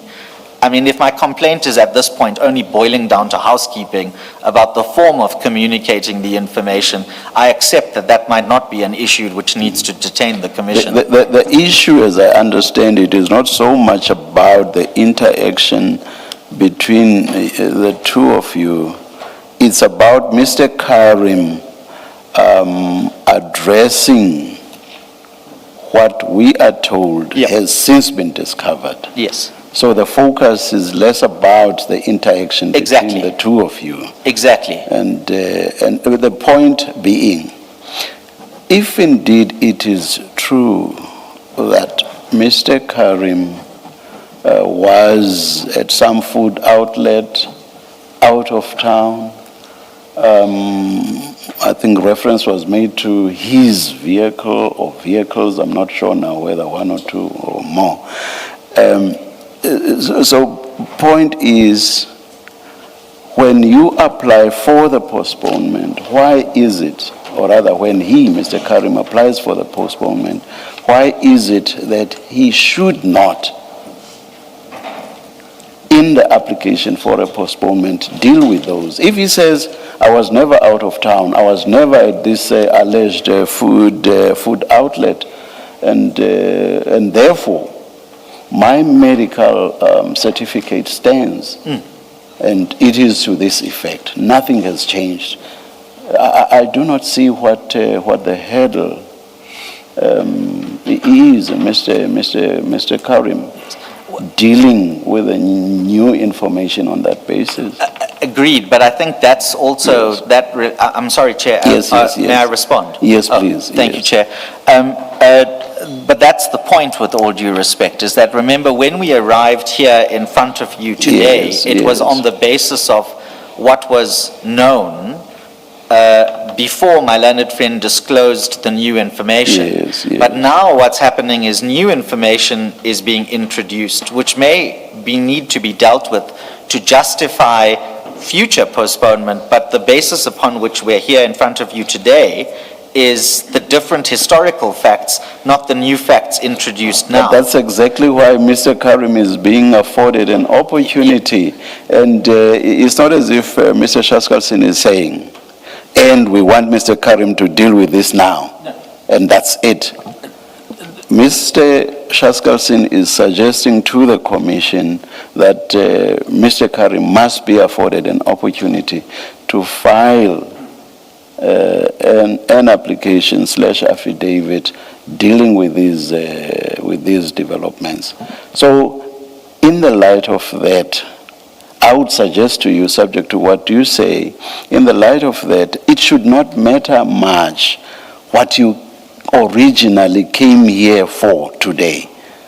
Things have changed, and because things have changed, Mr. Karim is being afforded an opportunity. So unless other submissions are made, I do not see what the unfairness to him would be. Mr. Karim, because of these developments, bring an application which will be heard on Friday at whatever time. It could even be in the afternoon, and deal with these developments. Tell us why you are not able, for example, to provide the commission with the information it required, or to give the necessary instructions to whoever may do so, to give the commission that information. So in that application, he must deal with all of that. That's why. And issue, as I understood Mr. Shaskalsin being, this information was requested a long time ago, and Mr. Karim has not provided it on the basis that he is not well. Now, these developments referred to by Mr. Shaskalsin, at face value, suggest that Mr. Karim is going on about his life. That raises the question, if that be so, and underline if that be so, how can it be that he is not able, either himself to furnish that information or to do so through others? And he's afforded an opportunity to respond and say, I cannot, I simply cannot. And to do that, and to move the application on Friday. I'm not saying that's what we are going to rule, but that is what Mr. Shaskalsin is submitting should happen. Yes, Chair, and I accept that. That's why, Yes. that's why I placed manner and form no higher than a concern, rather than using that favorite A word of ambush, and also claiming trial prejudice and fair trial rights. I was, with all due respect, simply placing on the record a more subtle concern from my client. That's all. And that's why I've resisted putting it higher than that. May I just say that in respect of the face value concern and the timing of the evidence and the way Chair posits to me what Mr. Chaskelson put to you, Chair, you've already heard me on that page 128 paragraph of the bundle as the explanation. But insofar as and this is now... Please take me to the relevant lines of the first paragraph, the first substantive paragraph, not the intro. Yes, the first substantive paragraph is about whereabouts. So that's inability to attend, to use my learned friend's phrase. In respect of the second paragraph, yes, you referred us to specific the explanation, lines. yes. Specific lines. If you look at the second sentence beginning on line 2. Starting after. We're not going to read it. No, we're not going to read it indeed. But is that the one starting after? No, given. Oh, given. On my side, I have given. Oh, okay. All right. I'm indebted to Commissioners Baloy and Kumalo. I thought you referred to the first paragraph as well. Yes, I did. So I had no problem at all with the second or the last paragraph. Yes. So what I was raising with you was, please direct me to something on the first paragraph. So are you saying you said nothing about the first paragraph? The Chair, just to be clear. The first paragraph starting Mr. Karim. Well, the problem is they both start Mr. Karim. Oh, let me look. Has been. The big yes, paragraph. Okay. So Mr. Karim has been. The bean paragraph, if we can call it that. Yeah, do you have lines you want to refer to? No. In the bean paragraph is the whereabouts explanation. Okay, And if I have to point you to particular lines, I would say from the date mentioned in Oh, okay. 3, running on to 4, as it continues. And then there's an Okay. explanation there which I don't need to go into. Okay. And then in the second paragraph, Yes. the remains paragraph, not the been paragraph. In that paragraph, I would ask you to look at the second line, the second sentence starting given. And I would say that that second sentence, which runs on to line 4, ending before the word his, is the critical one regarding inability to explain. The third sentence, which starts his present, that also adds color, but the critical one is the sentence I've highlighted. So that's the face value explanation. That's the response to Chair's point about face value and explanation. But Chair, can I, on my fifth point, I said to you 5 points briefly. It's not that brief, but fifth point briefly, is the timetable. I've heard my learned friend where he's given 2 options for the timetable. He says 10 o'clock tomorrow, reply by 6 o'clock, Friday 9:30 for argument. Alternatively, if I'm not mistaken, he said 1700 hours tomorrow, 1000 hours, they'll respond the next day on the Friday, I think, and then we'll argue on the Friday afternoon. Can I just make 2 points about that? Obviously, the first one is obviously we're in your hands regarding your directive and the timetable for the hearing of that application. Before we entered the room, I did specifically ask my learned friend if he would consider our ability to have that argument next Friday, because you will know that in the correspondence there's consistently been the issue raised about our ability to take instructions directly from Mr. Karim and having to rely on the medical practitioner and the family. And so there might be practically some delays in obtaining the level of specific instructions that we have to now obtain. But as I say, I'm in your hands on that. You will direct as you need to direct. The second point, and I think my learned friend and I have reached an in-principle agreement on this, but if I'm wrong, no doubt he'll correct me in reply, is that Friday, insofar as, I'm just using Friday as the placeholder date, Friday, insofar as we end up needing to discuss medical conditions, hospitalization dates, even identity of the medical practitioner and the speciality that they may or may not specialize in, obviously impinges potentially on my client's medical privacy rights, and also around causing unnecessary public, in an open sense, public speculation about his state of being or not being. And I've already flagged with my learned friend that we might need to be because for the exact reason that I can't read to you what the contents of the medical report actually says. I have to use all these sideways descriptions of directing your attention to content. It might be appropriate for us to have that debate at least in camera without the journalists and the outside world reading in, to the extent that we need to go into that medical history and the details.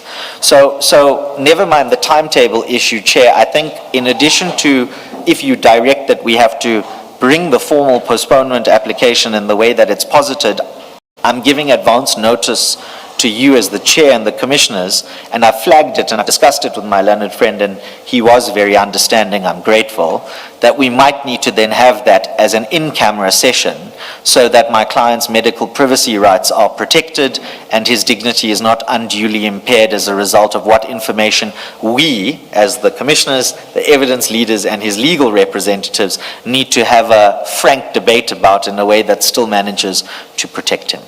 So, Chair, those are, may I just check with Ms. Madlanga, who usually holds the purse strings?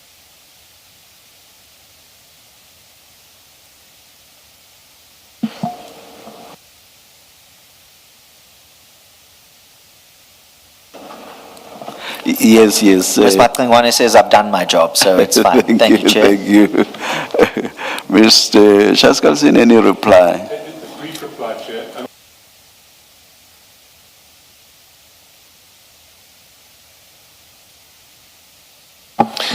First, in relation to the businesses. Why I mention the businesses is not to say that these are unlawful earnings or that these earnings are, proceeds of crime or anything like that.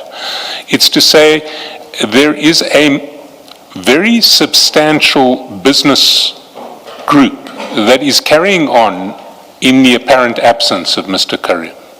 And if the group can carry on in the apparent absence of Mr. Karim, then it's not clear to us why we can't get, through a simple request from Mr. Karim, details like financial statements of 3 of those companies in the group, the identity of the auditor of 3 of those companies who we still haven't been able to ascertain from repeated requests to Mr. Karim. So if he can keep his businesses ticking over remotely from his sickbed, he can also issue an instruction that the information that exists external to him can be made available to us. And he hasn't done that for months now. The second issue in relation to the medical report is it's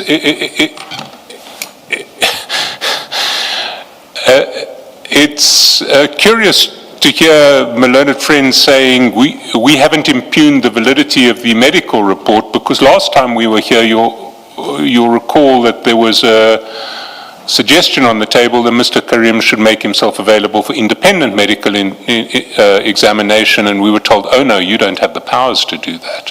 You're not a high court with powers under the rules, you can't do that. He won't make himself available without you, and you don't have the power to do that. So now we're told you can't examine him, you can't get an independent medical report, but when you have extrinsic facts which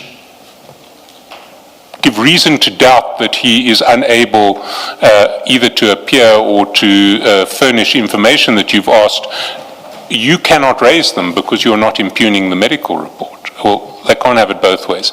If Mr. Karim wants to make himself available for our own independent psychiatric or other medical examination, we will do that.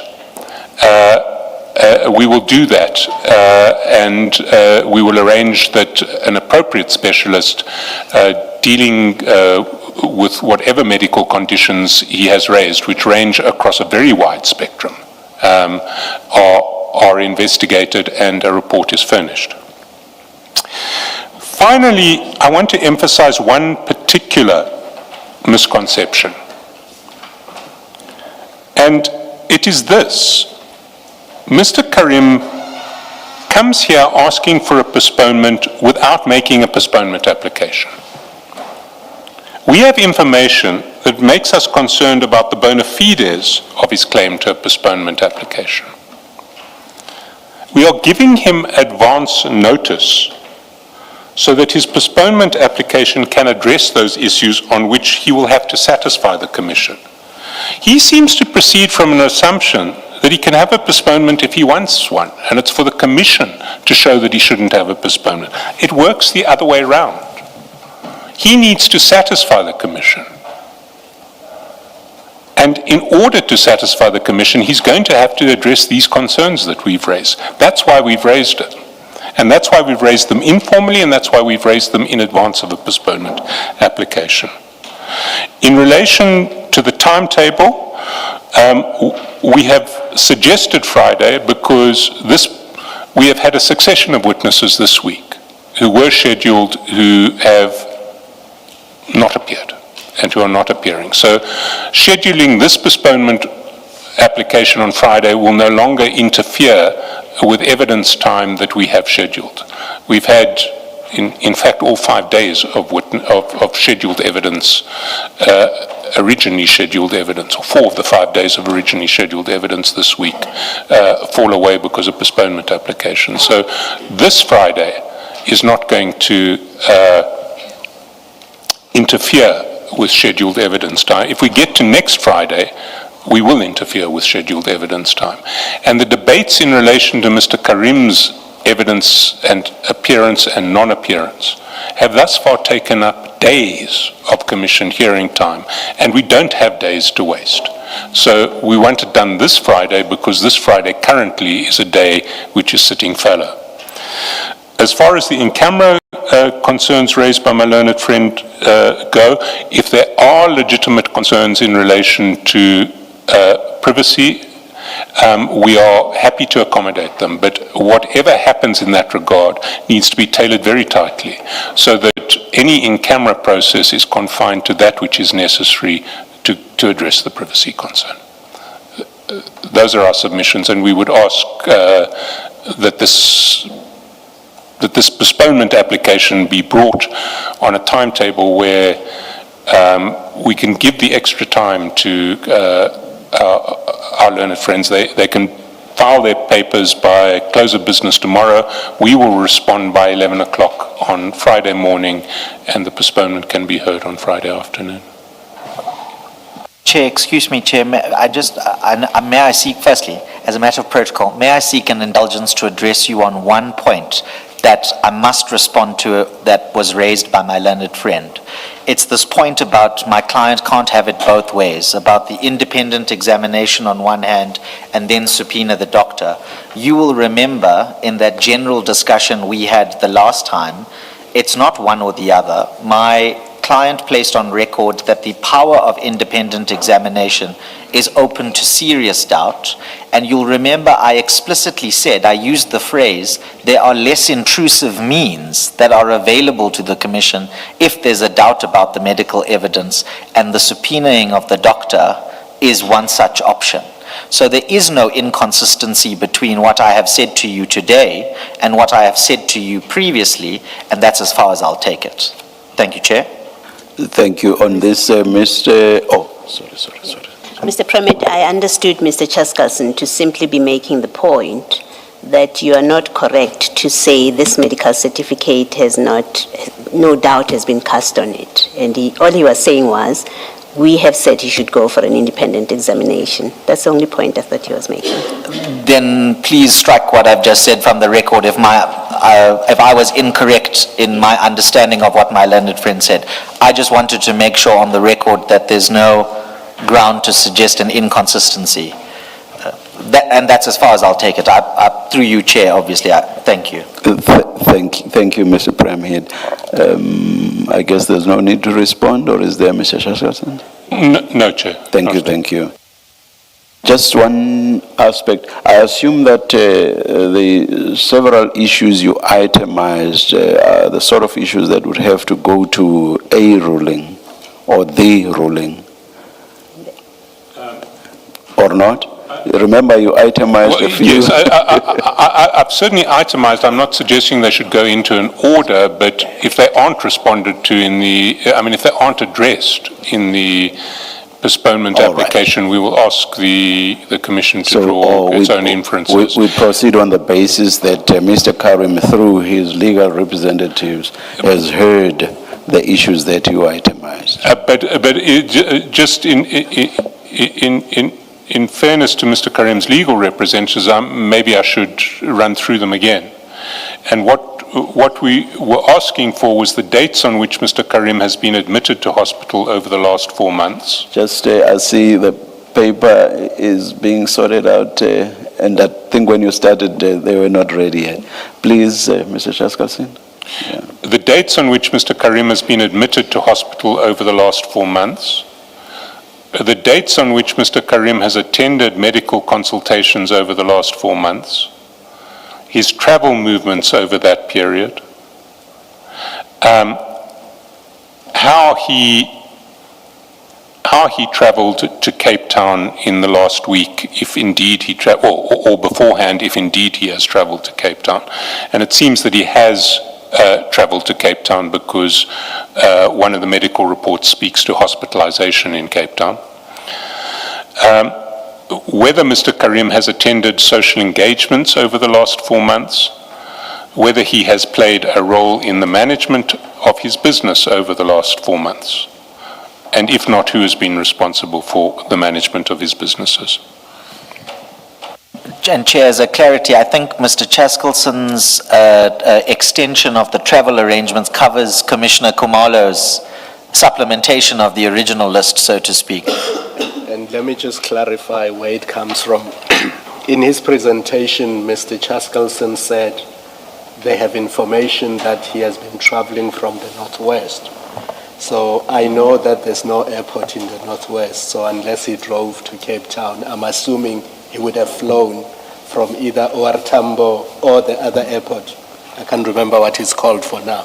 So that is relevant to me, because if you can give instructions to anybody to book flights for you, then you can give instructions to those who are running the business to provide the detail the Commission is looking for. Yes, thank you. Thank you, Chair and Commissioner Khumalo. Oh, just, yeah. Perhaps, before, I'll give you a chance, Mr. President. I was saying thank you for the clarification and the amplification as to the travel arrangements, because my learned friend said travel arrangements broadly, but Commissioner Khumalo has a specific travel arrangement in mind that needs to then be dealt with. That's what I was saying thank you for. Thank I'm you. indebted to Commissioner Baloy. Thank you. And Mr. Chaskalson, perhaps it's best for you to just give a piece of paper to your colleagues. I'll do that immediately after the Thank you. Mr. Chaskalson, you have narrowed down his activities, business activities, to management. Can I suggest that it be in the business affairs and not narrow it down to management, because management could easily be interpreted as being purely operational. And what we would like to know is what has been his involvement, if any, in the affairs of his businesses. Thank you, Chair. I'll do so, Commissioner. There is the matter of detail around the exact timing about filing, for example. Let's leave you and Mr. Permit to discuss that detail and even the time when the application should be heard. But let me upfront say that the decision I make is for that postponement application to be heard this coming Friday. But the question of when exactly tomorrow the application should be filed, when the answering affidavit should be filed, and the exact time at which the application should be heard on Friday, may I ask Council to please discuss that. And once you have agreed, Mr. Premid is excused, and Mr. Chaskalson can just bring that to our attention, say after lunch, and a ruling then gets made. Thank you, Chair. We will do that. Chair, may I please just ask a clarity, and I'm sorry to do this, but you'll remember on the last occasion when I argued for an in-camera application in front of you, part of my submissions was to say, well, the horse is already bolted, because in trying to justify the in-camera, we went to the details. I've already flagged the fact that there's going to be a request for in-camera. Obviously, if the Commission, through the evidence leaders, opposes that request, that's a different story. I'm just flagging now that come Friday, it's not just the postponement that might need to be determined. There would also need to be consideration of the in-camera and how it is going to be argued in front of you in a way that balances. Yes. If in the light of what Mr. Chaskalson said, which I thought was quite accommodative, if that will still be an issue, let's consider that if and when it arises. Perfect. I'm indebted. And Chair, can I suggest something else, that pending Friday, this Commission issues a ruling essentially stopping speculation about Mr. Karim's trying to contain speculation about Mr. Karim's medical condition pending Friday, because the issue is going to be, I don't know how to formulate it, but I do think that there is a risk that coming out of today's hearing,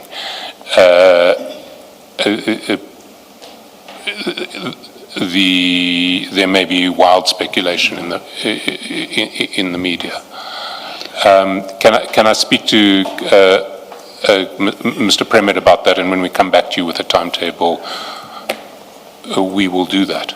We will include a proposal in that regard, but it may be I don't know how we take that further.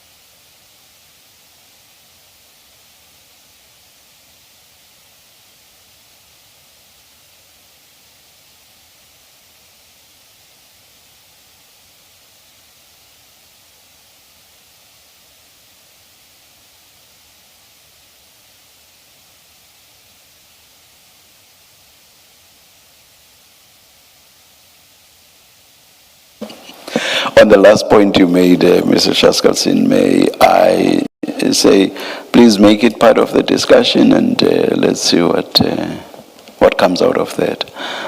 We are subject to what Ms. Silo says. We are minded to take an early lunch and come back at 1:45. But of course, we will hear Mr. Shaskalsin first. If Mr. Premier will not be coming back for whatever issue he might still want to address. If there's agreement and there's a draft ruling, then Mr. Shaskalsin will come back and... I'm indebted. That's very kind. Thank you. Yes.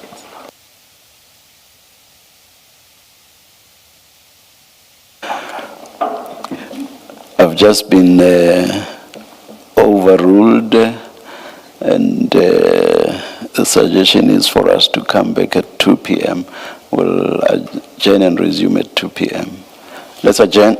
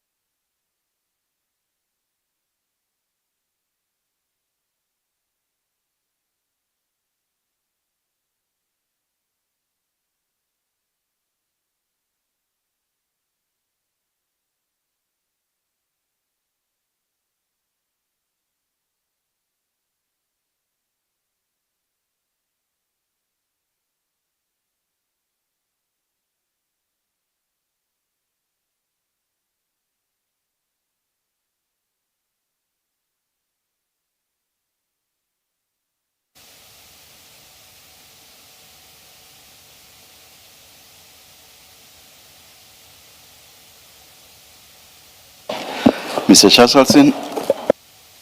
Thank you, Chair. Mr. Premier and I were happily able to reach agreement relatively easily. I have an agreed ruling. Unfortunately, I've had printing difficulties, so if I might read it out to the Commissioners. The first paragraph is that the postponement application is set down for hearing at 1400 hours on Friday, 17 July 2026.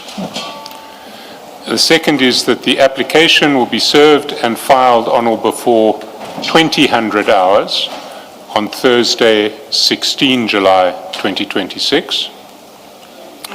Third paragraph, the answering affidavit will be served and filed on or before 1100 hours on Friday, 17 July 2026. And fourth paragraph, the replying affidavit will be served on or before 1300 hours on Friday, 17 July 2026.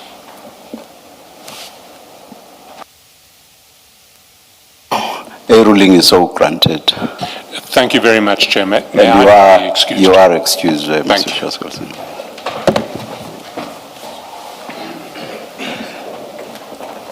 Thank you, Chair.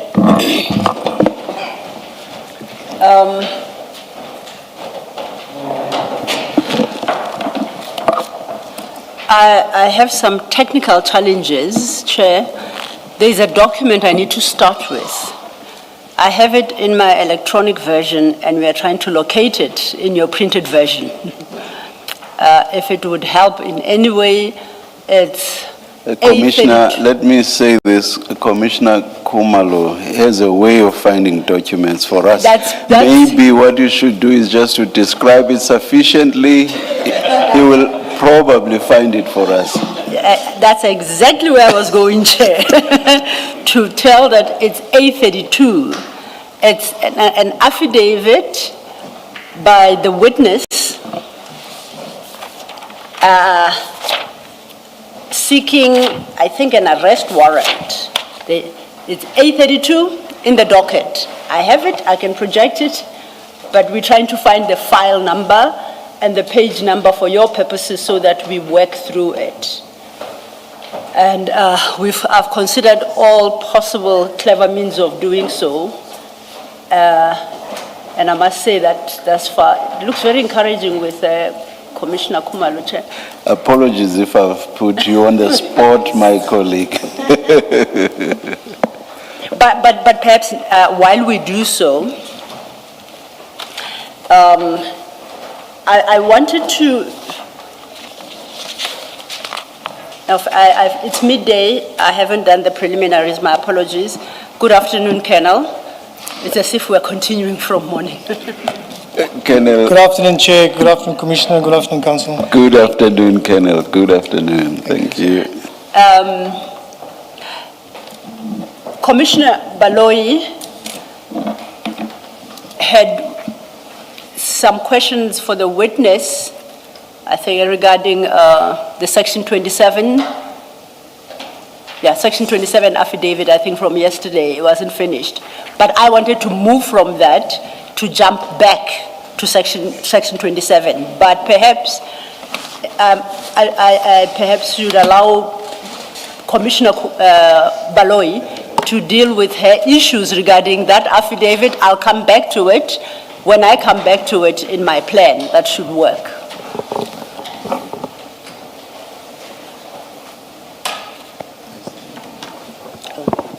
I appreciate how you're using me to buy time, Mr. It's not lost on me. You can start. I'll catch up. Yeah. Thank you. If that's the case, then I would invite the witness to CJC 377. We've dealt with this before. It's in file 3 starting at page 681. And that is our A1 statement by Mr. Adams.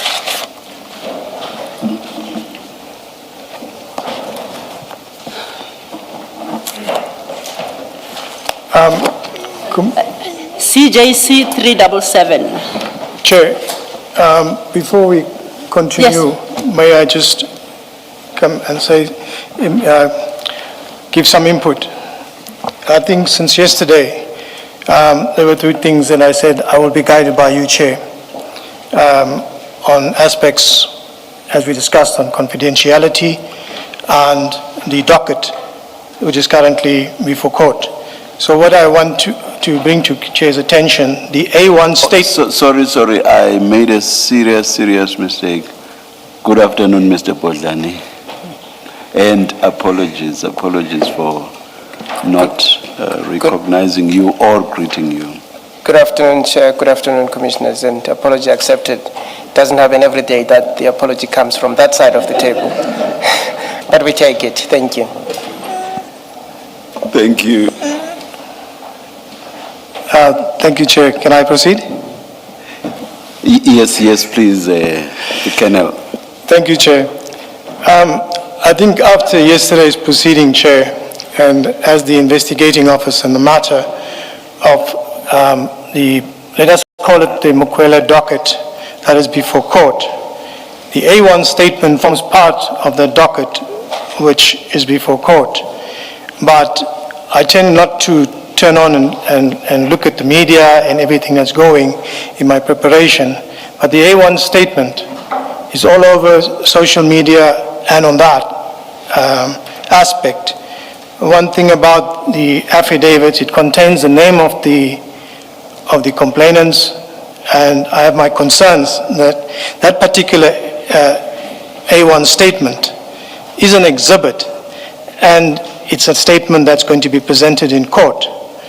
And I'm a bit concerned, and that's why I want to bring it to Chair's attention that I'm not too sure whether there are further documents in this case file that is also going to be flighted out there in the public domain when the case currently is before court. That's just my concern this year. And therefore, yesterday, I said I'm here to assist the Commission to seek the truth, but at the same time, I have to be cautious that the matter is before a presiding officer in court, and these witnesses and myself will have to testify. These are my concerns. Thank you, Chair. Thank you, Colonel. Thank you, Chair. I hear the witnesses' concerns. My concern is, I'm not clarified as to exactly what the witness is raising, because IDEX counsel is present. And what I think I deduce from what he says is that we should not dig into this particular docket because it's before court. We are back to that sub judice issue.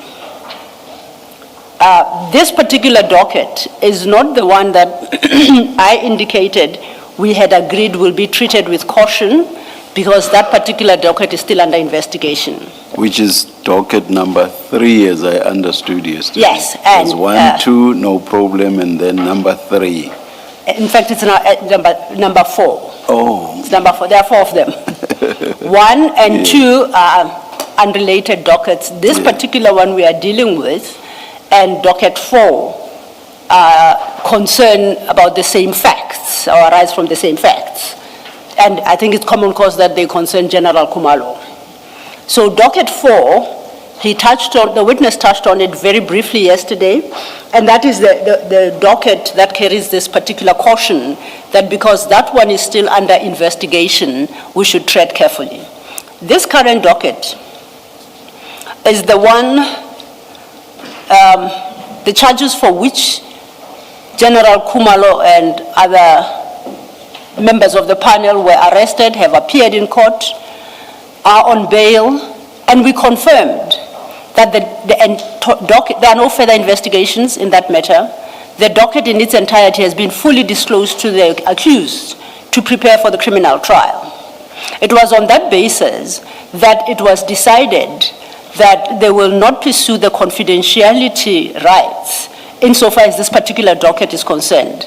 So if that is where we landed yesterday, that we will not apply confidentiality to this. How I understand the witness is raising a sub judice point, precisely the point that IDEC yesterday said it was no longer pursuing. That's why I say how to deal with it, perhaps I would require to get a better understanding, because now I'm in a space where the witness is reviving an application that has been disposed of on the basis, as we mentioned to the chair yesterday, and he placed on record. So is he reasserting the sub judice rule to this docket? If not, is he invoking the right to confidentiality to this particular docket, in which event then we would have to have a full-blown argument as to why confidentiality attaches to this document. But at the same time, it is unfair for me to have that debate with a witness, because it's a legal debate in circumstances where it's represented. So maybe Mr. Botlani would like to come in and explain where we land. Do we reopen that application for argument, or what do we do? Thank you. Chair. Thank you, Ms. Zillo.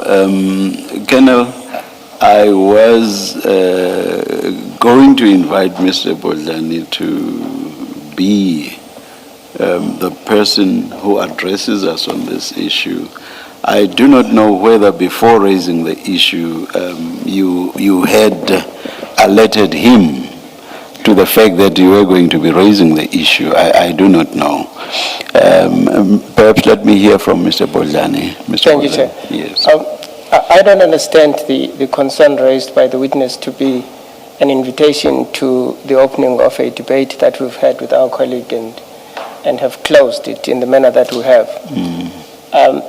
Indeed, I gave counsel before these proceedings resumed this afternoon. The concern, as I understand it, is the documents being made public. I think it's the flighting of the documents, not that questions on the document cannot be asked. That's not what was referred to me by the witness. So him being asked questions on the documents, it's something that he accepts has got to happen, because otherwise would be hindering this commission from doing the very duties that it has to discharge. But his concern was, as indicated to me, the documents now being available out there in circumstances where some people are still going to deal with them in court. That's what was relayed to me. Not that our colleagues should not ask him questions about the documents. All right. If some of the question, because I heard the Colonel even refer to names of people, that is, names that may be appearing on the documents.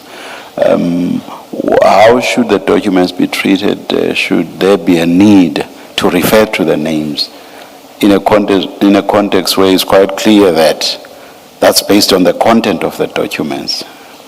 How are we supposed to deal with it? It's a difficulty. I've tried to consider it with my colleague, Mr. Ramatsek Sanyami, but we couldn't come up with a mechanism.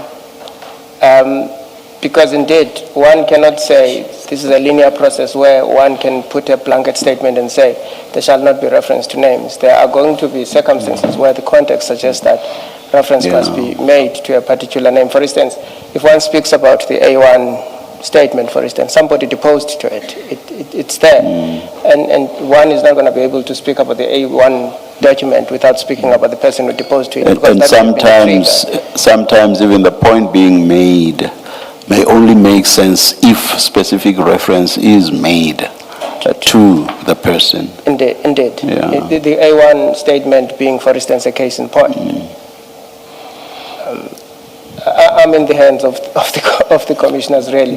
There is no mechanism that we could come up with as to how do you deal with circumstances such as this, especially, for instance, the docket that we're dealing with. We know that it has been discovered. It is out there. The accused have had access to it. If I may ask, what is this the same one? Is this the same one we dealt with yesterday? Confirm, Chair, it is. Oh. Yeah. What Mr. Law has done is to refer to page 61 thus far. Or 681, I'm sorry. 681, correct. Yes. Yes. And we've been dealing with this document backwards and forwards. So I don't quite understand how the issue arises all of a sudden today. That is the kernel's concern. I know it's not your concern, the kernel's concern. We dealt with this document backwards and forwards yesterday, and we referred to, there was it in this one? Yes, there is reference to names here, but of course, in paragraph 3, that's reference to the people that were being investigated. But with regard to just this one document, I do not quite get it what the issue would be or what the concern would be. I follow you, Chair, because insofar as the document that appears at page 681, to the extent that we went in and out of it yesterday and mentioned names, there's no undoing that. Yes. There's no taking back, for instance, reference to a Mr. Adams, because it was done. Yes. So I do understand what you're putting to me, that how does it arise, because this is not a new document. Yes. I again understood that concern, perhaps, even though I'm not able to proffer to you a solution to the concern, to be referring to not necessarily this document, but further document. But your concern is to where context dictates that reference must be made to a particular name, how does the Commission deal with it? I'm not able to proffer assistance, unfortunately, to you. But insofar as the document before you now, if, for the lack of a better word, damage has been done, there's no undoing it now. Thank you, Mr. Boljani. I don't know if you want to respond. Yes. My inclination is to rule that we continue as we did yesterday. We are not talking about any other document. It's a document that we engaged with at length. You, my co-commissioners, and me. We dealt with the document at length, so I just do not follow what the concern should suddenly be. I would agree, Chair, on the basis that the Chair posits that the horse technically has bolted on this particular document. But I have a bigger concern. There are a lot of documents in that particular docket I want to deal with, and that is the question that I need addressed. Is the sub judice rule going to apply to them? Is confidentiality being asserted over those documents? And if so, I need to know how they are intended to be treated. Perhaps let me ask this question of Mr. Boljani. Mr. Boljani, it is so, as Ms. Silo says, that this particular docket does not fall, or is not the one about which we were told yesterday there must be caution in dealing with it. This document falls under the first category, which is those dockets will be dealt with as the evidence leader pleases, as it were. I'm putting it very loosely. No issue, no concern about that category of dockets. And I stand by the representations that were made here on day one as to... So no issue about this specific docket. It falls under the category in respect of which you said no issue there. Maybe I should start here. The difficulty we have is we represent an institution that has lawyers in it, and there's obviously going to be varying views here and there regardless of the counsel that one gives. But insofar as what we presented here on day one as to the treatment of the documents, we stand by that. The documents, in our view, that are affected by the sub judice rule are as identified by the evidence leader. That remains the position. Right. We stand by that. But you agree that this one is because there was a separation of the documents. There was one document in respect of which we were told caution must be exercised. Indeed. Docket, I think I said documents, docket. And that was just one. And the rest, there was no issue there. I called upon you to confirm, and you did. Indeed.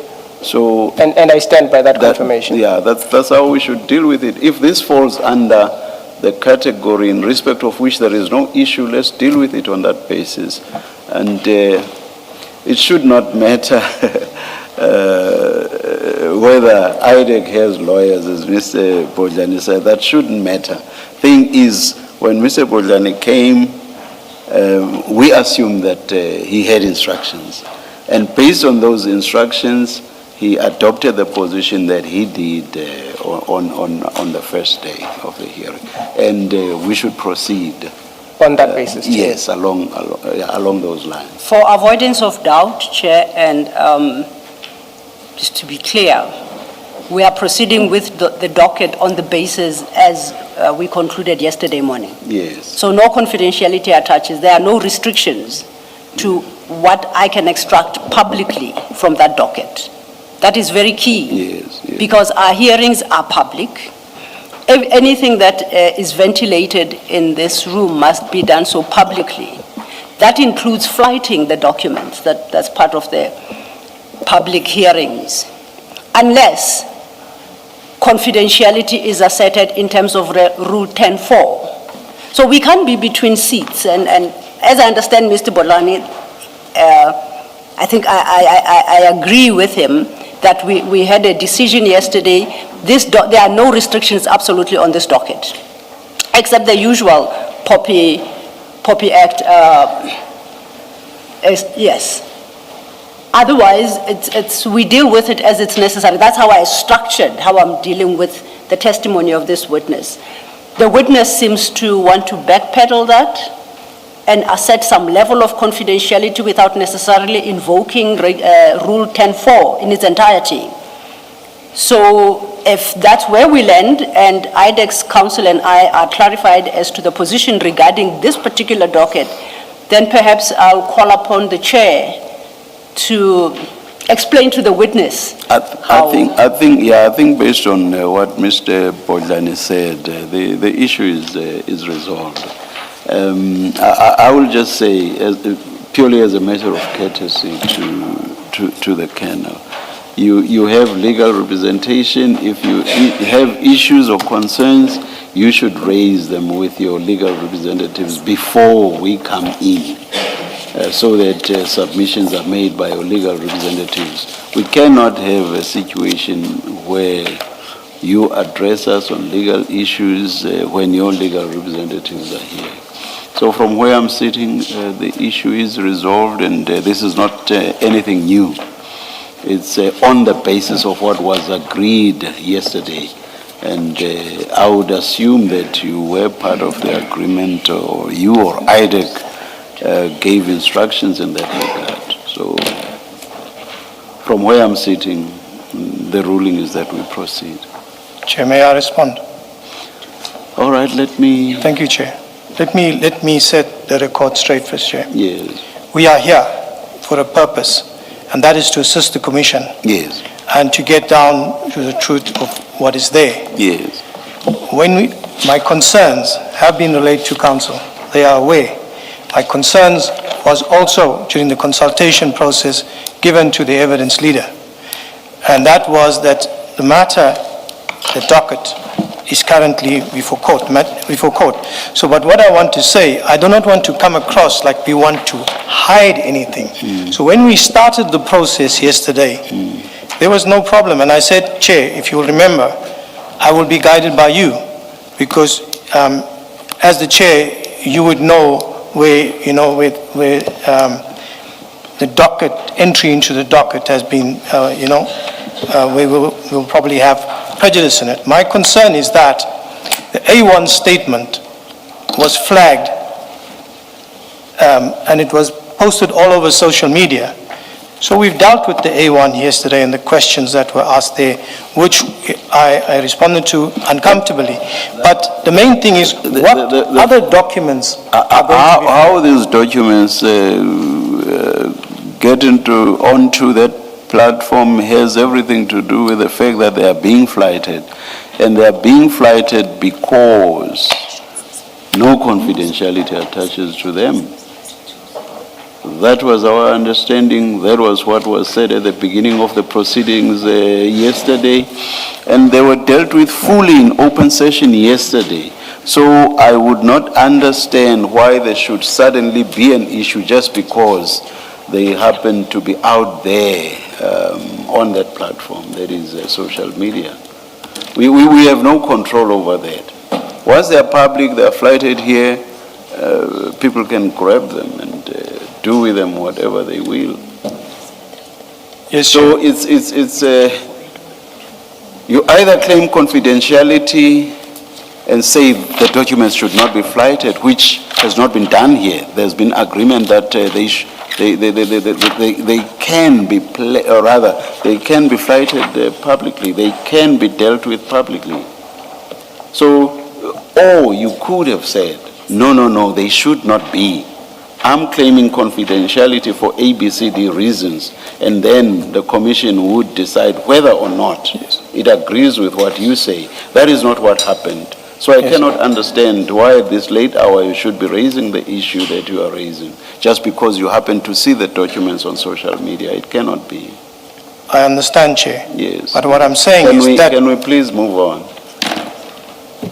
You have your, if you want us to adjourn, and I can give you 5 minutes for you to adjourn, we cannot be addressed by your legal representatives and by you on a legal question. We should have been resolved between you and your legal representatives. May I request You give instructions to your legal representatives. We can't have you, Mr. Bojani has said there's no issue with this. You are suggesting that there is an issue. What do we do? Do we reach a decision between contradictory positions placed before us by you on the one hand and by your legal representatives on the other hand? That's the most awkward situation I've ever seen. If you want us, we can go out for 5 minutes and come back once we've been told to come back. Could I request that adjournment for 5 minutes, please? Yes. We'll come back when we are told to. Let's adjourn. Thank you, sir.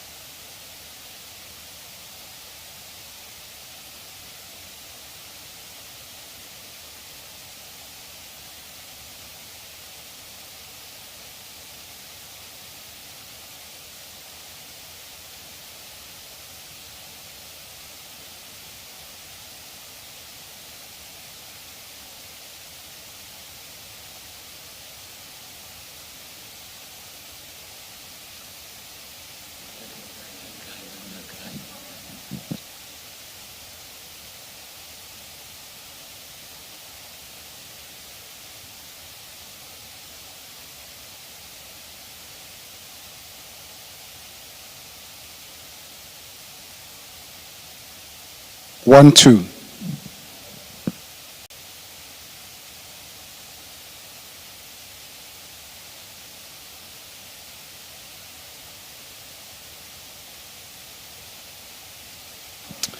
All right, we are ready to resume. Please, you know what to do with your devices. Thank you.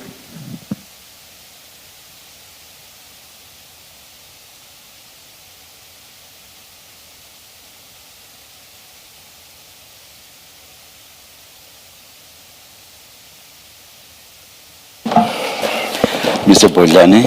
Chair, thank you very much for the indulgence. It's much appreciated, and we went beyond the 5 minutes that we had requested. An apology this time has to come from this side of the table. We apologize for that. We have had time with Mr. Patachi and explained how the process works. In fact, it was not the first time that we did so. He understands why we are currently where we are. There's no dispute about the fact that the dogging issue is with the accused. Nobody knows what he's doing with it. Nobody knows to whom has he revealed whatever content is there. And we've tried to explain those concepts to him and how they impact this process and why it is not available to claim confidentiality, subject to care, and so on. He's ready to testify, and he's going to answer questions that are put to him on the docket. Thank you, Chair. Thank you, Mr. Bodlani. And I too must extend my gratitude to my colleague, Mr. Bodlani. I'm happy that we could at least find common ground on this issue. It will facilitate our going forward. It's a pity that we've lost the time we've had, but I believe that going forward it will be a smoother run now that these issues are clarified. Thank you, Chair. Mr. Padiachi, and I must thank you as well for engaging with your legal representatives and for facilitating that we reach the point that we have. Thank you. Thank you, Council. As I indicated, we want to work together and to cooperate, but I cannot keep something inside when it comes to the witnesses. I had to lay it down, but I understand now, Chair, and we can carry on. Thank you. Thank you so much. I had said we will start at CJC 377, which will be in your file 3, starting at page 681. That, as I had indicated, is the A1 statement in this matter that we engaged with yesterday.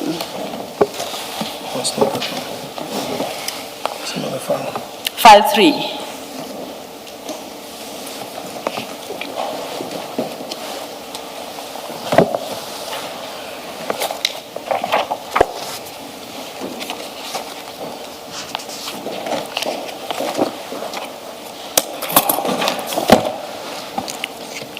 You found it, thank you. And I think it is necessary that perhaps I give you a sense of where our engagement today until it ends, where I'm trying to get to so that the commissioners can have the right understanding and to draw conclusions that they will in time do so on the basis of fact. So I bring us to this document because for purposes of your investigation, this is the start point. Do you confirm that? Yes, Chair. Thank you. So we will be looking at where you started up to where you ended with General Kumalo, General Lushaba, and Madondo being criminally charged. So those are the two end points. Then we will work through the steps until we get to the end. That is the ultimate purpose of the next exercise, okay? So then if we, on this document, on CJC 373, if you could turn to page 683, you are now 681, just go to 683. And we looked at this document yesterday, and we agreed that the issues raised in the A1 are in truth at paragraph 2 and paragraph 3. Because paragraph 1 introduces who the deponent is, And paragraph 4 contains the views expressed by the deponent insofar as the contents of 2 and 3 are concerned. And the last one just simply confirms that he does not have an objection to taking the oath. So the meat of this document is 2 and 3. My reading, and I want to test with you, is paragraph 2 as couched, which speaks of involvement of these high-ranking police officials in the manipulation of promotional and security vetting processes to unduly benefit a civilian person. My reading of that is that it speaks to potential criminal activity. Would you agree with me? Or? That's correct. Then I go to paragraph 3. Paragraph 3 speaks to highly skilled and qualified senior police officers who applied for the post being overlooked by the CI management who favored Mrs. Mukwele over them. Correct. Now, I analyze that to be definitely not criminal, based on the facts stated there. It sounds more like a HR complaint.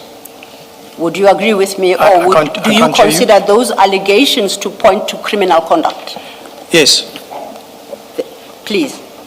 Oh, I wanted you to please start because you spoke over each other. Okay, we are now in paragraph 3. So we have agreed as to the allegations in 2, what they potentially point to. So Yes. I say, from what's in 2, that points to potential criminal conduct. That's correct, Chair. Okay, then I turn my attention to paragraph 3, and I say, the deponent states that he was informed that there were several highly skilled and qualified senior police officers who applied for the post but were overlooked by the management who favored Mrs. Mukwele over them. Full stop. Now, I say my interpretation of that is this particular paragraph speaks more to HR issues regarding promotions and appointments and does not suggest any criminal conduct as worded. And I'm checking whether that's your understanding, or do you see criminal conduct in paragraph 3? When you look at paragraph 3 in isolation, it talks about, it's like an HR, somebody that didn't get promoted or was overlooked for promotion. Paragraph 3 only. Yes. But when you take paragraph 2 and paragraph 3 and you put it together, it flows from paragraph 2 that something took place, and as a result, people that were more qualified didn't get that particular post. But when you look at paragraph 2 is telling you that there is possible criminality here. Yes. Paragraph 3 is just something that flows out. It is not so much of a focus because it's other people that didn't get promoted. This is not about other people that didn't get promoted. This is more about criminal conduct in paragraph 2. Possible criminal conduct. I see where you're going with this, but I would like to draw your attention to the wording. It's paragraph 3 speaks to people being overlooked. That's correct. So you understand paragraph 3 to mean that what's contained in paragraph 3 is a consequence of paragraph 2, and that can be because they were overlooked. It's not like they did not get the position as a result of the manipulation of promotional and security vetting. Is that how you say it's a consequence? Chair, when I look at it, okay, there's an appointment, and this appointment here stands out that there's possible criminal conduct here on what I'm getting out of here. But with the appointment, all these, the appointment, the other people that applied, what the whole thing was about. It's an allegation of a person here being criminality in the appointment of an applicant. So that's why I wouldn't separate the two as 3 from 2. I'll take them all for purposes of the allegation, so that when I look at this and I start to prepare myself, I'm requesting documentation. The documentation that I will request is all the documentation in respect of the post, together with all the applicants who applied for the post. So that's why I take 3 with 2, because when I do my investigation process, I'm going to request documentation for the appointment. Then, on your understanding, we read 2 with 3 to conclude that there was criminal conduct that resulted in what at first blush might seem to be a purely HR issue. Would Yes. that be a fair summary? Yes. But the criminal element is there and the sting is in paragraph 2. Yes. Okay. Just, Chair, just to make sure, if you look at paragraph 3 on its own isolated, it's HR. But when you put it together with your paragraph 2, it flows from your paragraph 2, because it's not one person. It's other people that applied for the post too as well, that you are bringing together now when you conduct your investigation. It means that I'm not going to ask for the appointment particulars of the applicant. I'm going to ask for the whole process, if I'm coming across more clear. When you look at paragraph 3, just alone, if there was no paragraph 2, it's HR. Can we perhaps then land here? It would appear at first reading to be an HR issue with some elements of criminal conduct. Would that be fair? Or is it absolute both together, it's criminal? And I have no particular preference, I just want to have your understanding. For me, paragraph 2 is an allegation of criminality. Yes. Okay. Then we start with this crime that you say is in paragraph 2.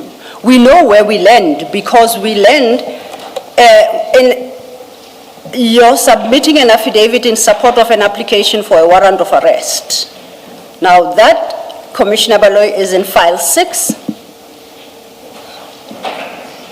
That's the affidavit that I couldn't find in the hard copy files, but only on my electronic version. It's file 6, please.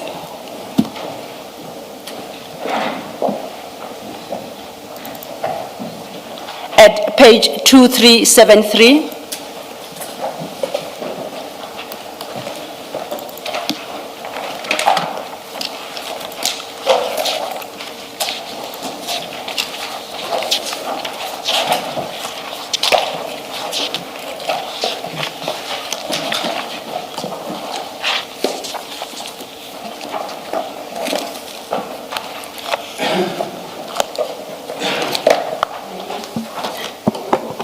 Yes, Commissioner. Don't say before you start with this document, let me just ask something about Yes. that paragraph 2.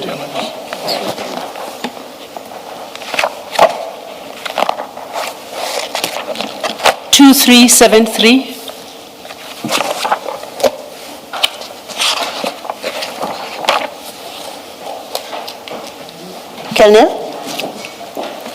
Colonel Padiachi, I'm here.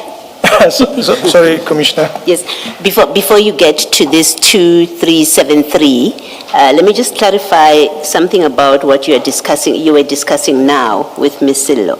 Sure. In that paragraph 2 of the A1 statement, what do you say, and I need you to say this and that and that, what do you say is the offense, constitutes a crime in that paragraph 2? Commissioners, Chair, Commissioners, these unlawful appointments is not something uncommon.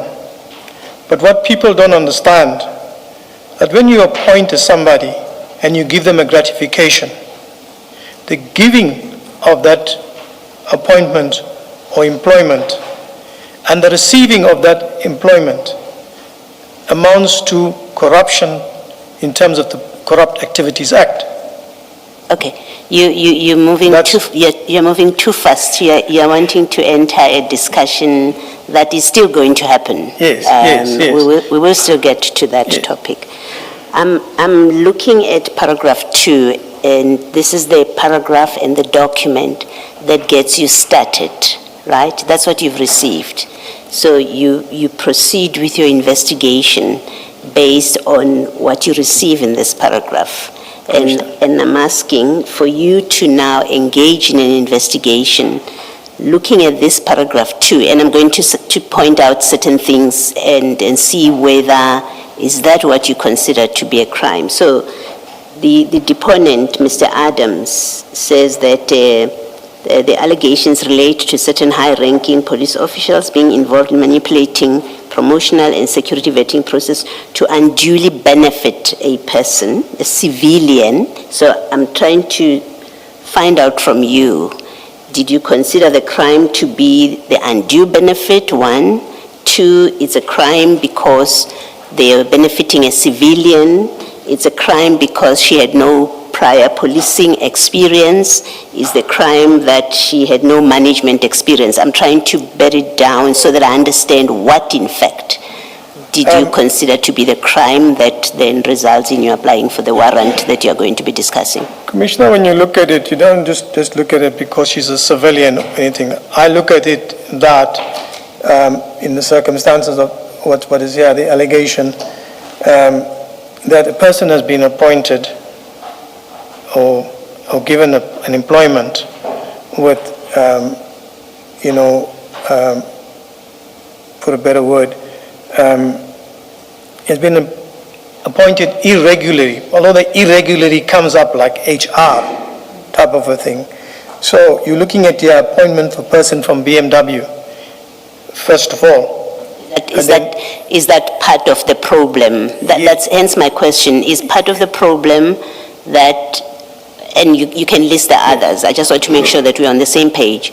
Part of the problem that constitutes this offense with other facts is they're appointing someone from an external company. Yes. We don't need to mention the name. Yes. Yes. I think the first thing is that let's start with the starting point. This is crime intelligence. This is a specialized component. It is a component that I have experience in and where I've worked. And it is crime intelligence, and appointing a civilian or a person from the outside crime intelligence into let's leave civilian, pointing a person outside crime intelligence into a highly specialized environment. So these are the small flags that, that comes to my notice. So that's the first one that I can explain to you. And when you look at crime... But you're not saying that is a crime. Are you saying the fact... Because remember, I'm still trying to understand what is the crime that gets you started, or the allegation of a crime that gets you started to conduct an investigation. Are you, from what you've said now, are you saying it's a crime that it's an indication of a crime that they have appointed someone from outside? No. Okay. We're just talking about the appointment as a whole, whether it's from outside, whether it's from inside, the unlawful appointment of a person. Okay, at this point, that's the point, the unlawful appointment. Okay, So our language is very important. The appointment is not yet set aside as matters stand, right? It's not been declared unlawful yet, the appointment. When it's an allegation initially. Okay. That needs to be investigated Yes. to determine whether it is indeed unlawful, or is it just from the flow of paragraph 3, somebody here that is reporting something because they are unhappy they were not promoted. So it's an allegation first that needs investigation. But that in itself is not an offense, that they've appointed someone from outside. In itself, it's not an offense. No, that wouldn't be an offense, just appointing somebody. It needs your investigation, it's an allegation until you can see. So when I look at the paragraph 2, it's an appointment and it's an allegation which draws my attention to investigate. Okay. So that's it. That's all that made you think, there's an offense here, possibly an offense. Yes. It's that it was an appointment of someone from outside. It's not, as I said, Commissioner, it's an alleged unlawful appointment. As I say, it doesn't matter whether it's from inside, whether it's from outside. It's an alleged unlawful appointment of a person with no experience. Okay, thank you. Just one question, I don't want to go into detail. Do you accept that in this specific case, the advert invited outsiders to apply for the post? So it was not an internal advert limited to people within crime intelligence. So even I could apply for this position. Chair, Commissioner, at that time, I did not have a copy of the advertisement. Sitting here now, do you accept that the advert invited outsiders to apply for this position? That it was advertised externally, I got to know when I received the documents, Chair. So sitting here now, do you accept Sitting that here, is the yes, position? now, that I confirm that the advert was an Sorry. external advert. Sorry. Colonel, you must wait. Thank you, sir. Sorry. Don't speak over a commissioner or even Ms. Zillo. We will have serious transcription problems, please. Understood. Please repeat your Apologies, Chair. Colonel, it's a simple point. I'm not talking about in 2024, although that's the fact I'm referring to. You are sitting here now giving evidence. Sitting here now, do you accept that the advert that led to the appointment of the brigadier invited outsiders to apply? That's correct. It's So- an advert. Yes. So if an outsider did apply, limiting ourselves to that question only that it was an outsider who was appointed, there's nothing untoward with that because that was the whole point of the advert, that outsiders are invited to apply for this position. Yes, Commissioner. Yes. Thank you, Commissioners. I had understood, perhaps I'd misunderstood you. I'd thought the sting of paragraph 2 to constitute criminal conduct lies in the act of manipulation. Did you so understand it as well? Or, because that's what I thought you had agreed with me about, but from your engagement with the commissioners, it would appear that now, perhaps I didn't understand you correctly. So that then, just so we are clear, what did you say is the criminal act in 2? I thought you and I had agreed that it's a manipulation, but you seem to now hold a different view. Just to clarify, what is the criminal act? Remember, avoid or resist the temptation to go forward and claim information you subsequently acquired. As you read it, the words in front of you, in which word of those many lies the criminal conduct? Chair, Commissioners, I'm going to respond like this. Yes. Is that when you look at the allegation and appointment with no experience, etc., remember that this is an allegation and it's a preliminary investigation where you will, initially when you look at it, unlawful appointment, what comes up with an unlawful appointment? An unlawful appointment could be a gratification. But first we have to But determine you don't have that on this affidavit. Remember, we are still here at this affidavit where the allegation is there's been an appointment of an outsider with no police experience, no management experience, at least that you've been told by this affidavit. There's no suggestion. This affidavit doesn't say to you there's gratification. It doesn't. And I would have been surprised if the deponent said that, because then one would have to ask, what more do you know? But as it stands here, it doesn't speak to gratification. And you capture it correctly. You say there's an irregular appointment. That's the allegation. It's an irregular appointment. The irregularity that you are told here is that they manipulated the the processes in order to benefit an outside person, unduly benefit, that's the language used. They appointed someone with no policing experience and no management experience. That's what this affidavit tells you. So Commissioner. when you start talking about matters of gratification, and it doesn't come from this affidavit. That's not Commissioner- what Mr. Adams alleges on this affidavit. And please bear in mind what I engaged you on more than once yesterday, which was you cannot look at an affidavit that does not satisfy the requirements of Section 27. You cannot look at it, find that it does not satisfy the requirements, but go ahead and investigate in any event. And only after investigating, you then establish that there's gratification here, there's that and that and that. And then, with reverse reasoning, you rely on that. Now, can you please, with that in mind, you remember me engaging you on that several times? I said, that's not where to start. That's not where to start. Now, with that in mind, can you please respond to Commissioner Baloyi's question? Commissioner Chair, I'm trying to make logic of it.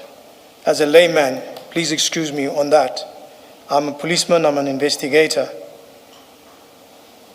An allegation is made. We have the Section 7(1)A.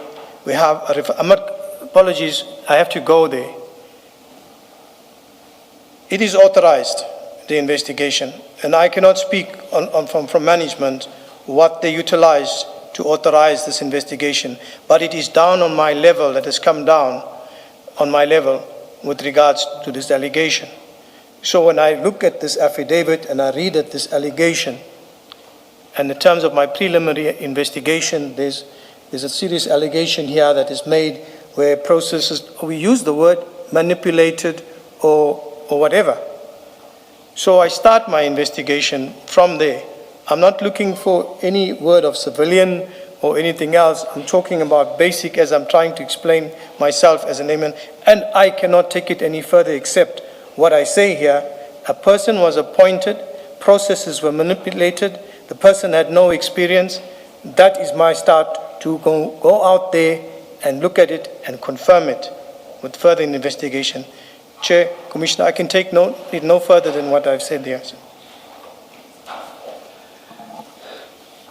In how you've described it, just how you've captured it now, Chair. that seems a typical HR matter that the Public Service Commission would deal with. If you had taken this affidavit to the PSC, and I'm saying just from how you've captured it, that it seems something that falls squarely within the powers of the Public Service Commission. And you took exception yesterday quite strongly to General Mkwanazi saying you lack the experience to investigate matters.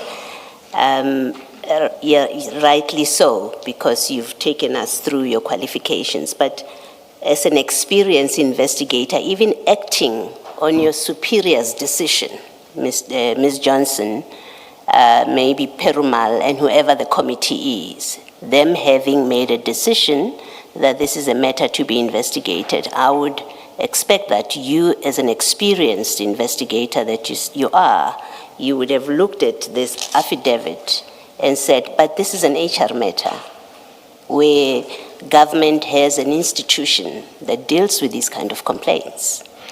There is nothing, at least that when I look at it now, I don't, maybe let me rephrase what I want to say. Looking at this paragraph 2, I don't see how you would have thought this is a criminal offense when you look at the facts that are alleged in paragraph 2, and yet I can see how you would say, but this is an HR matter, what are we doing with it? Because remember, at this point, you don't know anything else. At this point, when you get this affidavit, you don't know what you later find out. You say you found out. But of this affidavit, it's difficult to see how you as an investigator would have said, yes, this information speaks to a potential crime being committed that warrants me to investigate further. That's a difficulty I have. Thank you, Chair, Commissioner. This is just one allegation on appointment that came through amongst others. So it's just not just one thing. It was a whole lot of allegations on different vetting issues, no security clearance, vetting manipulated. So it's a whole lot of different allegations that's there. So I'm not looking at the one and singling it out as an appointment. I'm looking at it holistically. There are allegations, there's serious allegations here with regards to other matters. That's where I'm taking it from. Not just one single allegation that's come to me about, in just that one, an appointment of a person on bordering on an HR thing, with all the work that we have. This comes in a package of alleged corruption and crime intelligence. So, All from Mr. Adams. Remember, we are dealing with the Section 27 yes. referral, which results in a warrant of, you investigating a warrant of arrest, people appearing before court. But the genesis of it is what we are discussing now, that referral. Now, these other things, other allegations that you say they are there about corruption in crime intelligence, and they are not contained, at least that we can agree. They don't come from this affidavit. The only thing that comes from this affidavit is the appointment. Yes. But on other affidavits, it singles out the other offenses. Okay. So there's not one Mr. Adams affidavit. There are a few. Like there's not one docket, there are a few dockets. Okay, thank you. Thank you, Commissioner. I had suggested we move on, but perhaps not yet. You recall yesterday, you sought to persuade the commissioners that you had never seen the Section 27 affidavit. You saw that, I think recently, I don't remember under what circumstances you say you were able to sit with your own eyes and read it. If I understood your evidence correctly yesterday, you testified that the chief investigator told you, related perhaps what could be the content of the Section 27. This A1 is the first document you see, official document that is signed relating to any of those issues. So when now we are dealing with this particular one, which is very narrow in its terms, you then suggest that we look at it holistically and look at other facts. Facts from where? Please point me to a document that will point out the other facts that prop up this affidavit. Which document should I go to? Thank you, Chair. Thank you, Commissioner. Council, as I explained yesterday, and I stand by what I said yesterday, I did not see the Section 27. Chief Perumal assembled us as investigators. We have this investigation in crime intelligence, and these are the allegations. So there was a briefing on those allegations. So that was the briefing from him which started the whole investigation and the guidance from him. And as I indicated yesterday, that I can take that no further than Chief Perumal when he comes to explain what he did on that particular time. So but what I can say is in a briefing, and we've been briefed like that on many occasions, not only with Chief Perumal, but with other investigations that I work to get a briefing, and we start off an investigation and we run with it. But there is a difference. An ordinary detective working on a police station and an ordinary policeman working just your normal duties, where you go, you open a docket, you register the case, you go, you arrest the person, you take him to court, etc., etc. Whereas with us, there's this, as I say, the procedure that came through, until it came to my level in the criminal investigation side under Chief Perumal. And as I said to Commissioner, that this is one affidavit of many. So when it was spoken about, various affidavits were taken for the different allegations. And as I said, there was more than one docket. Yes. So that's as far as I can take Here's it. my challenge, and I think you will have to make a decision. Either you read this A1, which is the first statement in your docket. Either you read it in the context of another document, which could, the only one I can think of is the Section 27 affidavit. But as you correctly point out, you testified that you said you've never had sight of it. You only had sight of it recently. I have got no basis to gainsay that. So I accept what you say. You didn't see the Section 27. But I want to know the document that precedes this one, this statement, that you took into consideration to understand that the issues are bigger than just employing that civilian. Which document is that? Sorry, if I may finish, I do apologize. I know I'm aware of the various other statements in the docket, but they all succeed this document. They come after this document. So they are not relevant for purposes of my question. The only other document you'd have taken into consideration is one that either came into existence at the same time as that one or preceded this one that we have. What document is that? Thank you, Chair, Commissioners. Here's my response, in which I've said before, that there's no other document, and I said the Section 27, I had no insight into it. The briefing from Chief Perumal on the investigations and what has been done there and what we need to do moving forward. These are the allegations. There are dockets that were opened in Cape Town. There were dockets opened here. These dockets are with the inspectorate. Okay. So the first was to retrieve the dockets. And on the basis of what is being said, the investigation starts where we request documents and subpoena documents, and where we identify witnesses, we start from there. Okay, I'm happy to park it there for now. We will come back to the point you've just made. But you remember, I'd said this is my starting point, and I'm going to tell you what my end point is. And then we go back and we walk the steps to my end point. My end point is as I said, the file 6 open before you, page 2373. That is the affidavit you deposed to when you applied for the arrest warrants of these panel members, that panel that was headed by General Khumalo. Now, it runs from page 2373 to page 2401. It's quite an extensive affidavit, and I see it is dated at 2401, 24th of June 2025.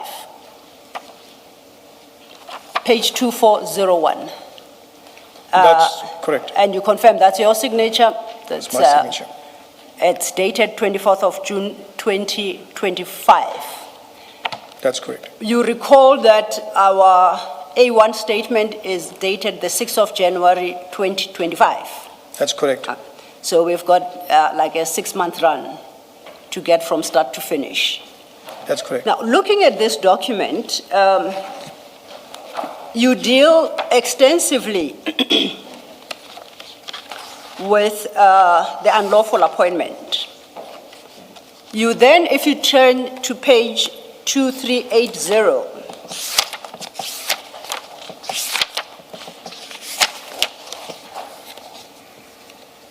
at paragraph 11, at the bottom of 2380, you state, the attached draft charge sheet outlines the acts committed by each of the 7 suspects in a very comprehensive way, which includes charges of corruption, defeating or obstructing the administration of justice, and perjury. Then you say, see Annexure A. Now, our Annexure A, that was part of this affidavit, is at 2418. Same file. And that's the charge sheet. Against Kumalo, Lushaba, Madondo, Kalakala, Gabela, Nube, and Mukwele. You confirm that? Correct. Am I correct? I told you that. 2418, the charge sheet. See you nodding. Yes. So I need you to verbalize the answer. Okay. So now we know 6 months later, we are now we started with that HR appointment of a civilian, possible manipulation of the processes leading to that appointment, overlooking senior generals. That was our start point. We end here where now we are proffering charges of corruption, defeating or obstructing the administration of justice and perjury. Now, staying on page 2418, which is your charge sheet, if you turn to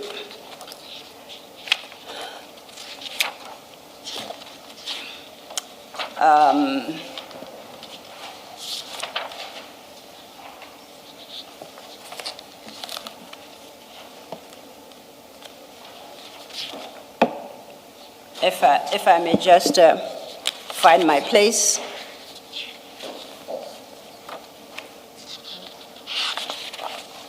But while I find this place, but in this charge sheet, you rely extensively on PRECA, the Act. And you actually unpack the provisions of PRECA at page 2427. And it states, this is under your... Sorry, sir. Yes. Can you please state what PRECA is for the record? Prevention and Combating of Corrupt Activities Act, number 12 of 2004, PRECA for short. And you introduce PRECA from page 2426. You quote from the preamble of the Act, and then you quote section 1, and in particular the definition of gratification. And at 2429, you quote the provisions of section 3. At 2430, the provisions of section 4. And at 2432, the provisions of 26 sub 1. So those are the sections that you rely on to culminate in the charge sheet at 2433, which charges against the 7 are more or less similar except for accused number 7, who is the employee, the civilian. But in respect of the others, the accused 1 to 6, most of them, if not all, are accused of contravening the provisions of section 3A of PRECA, read with sections 1, 2, 24, 25, 26, sub 1A, Roman 2, and 26, sub 3. So these are very specific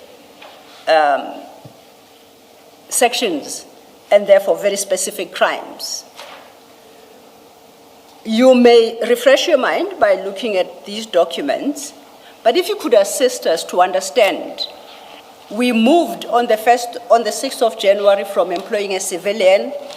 We have introduced concepts of gratification.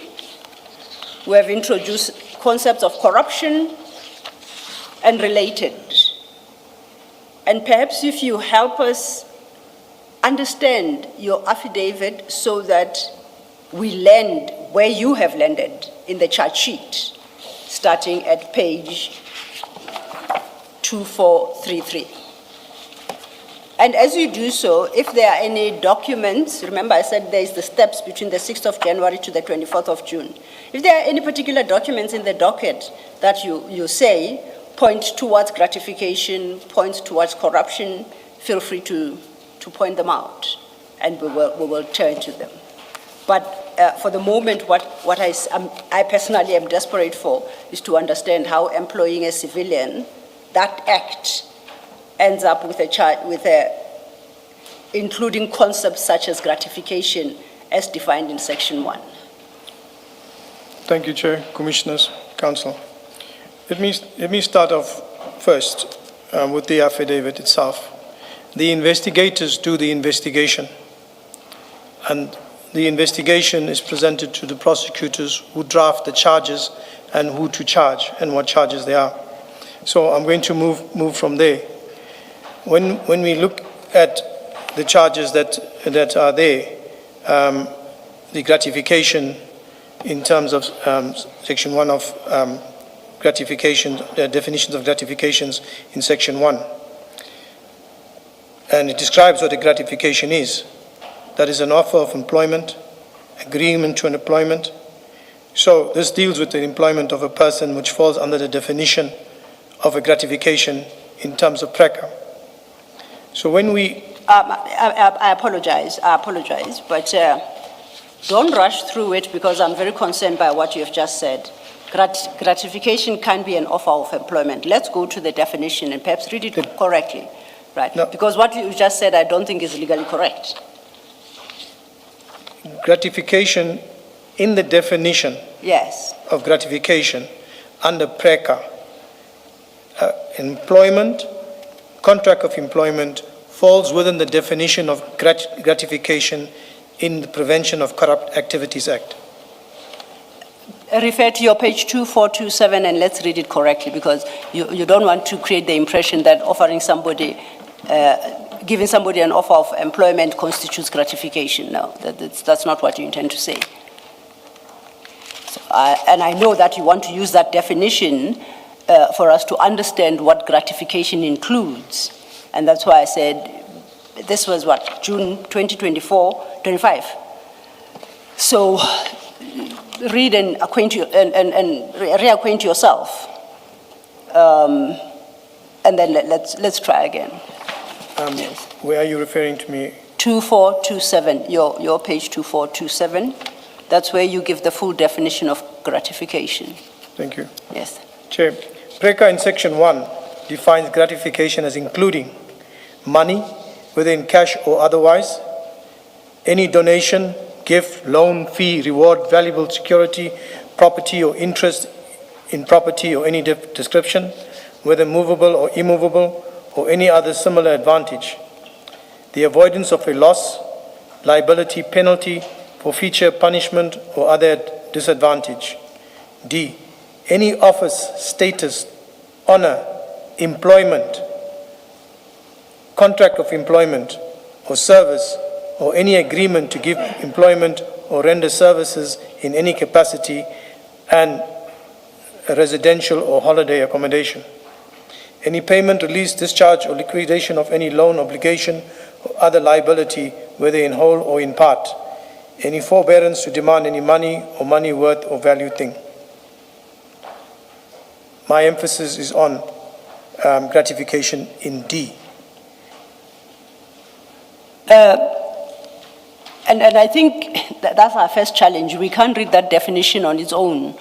We go to the definition after we've been to the section. I'm going to the Because section. it's a section that will tell us about gratification, and the definition then, for purposes of the Act, tells us the list of what includes gratification. So gratification is not the act of giving somebody employment. Gratification resides in another section in the Act, and then your definition tells you what falls within the definition of gratification for purposes of what is stated in the Act. Council, yes, Council. You took me to 2427. Okay. Let me explain it. Yes. I just mentioned that employment funds under gratification, the definition of gratification, but let me explain it to you or tell you that the section in the Act where the gratification comes in, yes, it's section 3A Indeed. of PRECA. That is where a person receives a gratification. Yes. Section 3A, where a person receives a gratification, and that gratification, as I said, is defined in section 1 under the definition of gratification, which is employment. Then you deal with section 3B of PRECA, where a person gives or agrees to give and offer somebody else a gratification.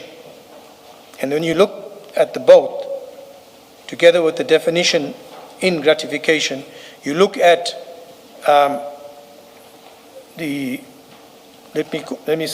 let's talk to the relevant matter. The person that was employed, she received a gratification. When we looked at the remainder of the accused, they gave her a gratification.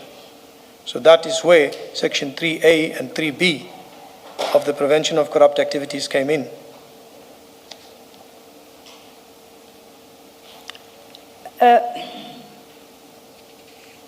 Does your answer perhaps not lie in Section 3? Part of what you have just said, but read with, do you have the PRECA Act with you, before you? You Yes. don't? Because I think there are some parts of Section 3 you are skipping.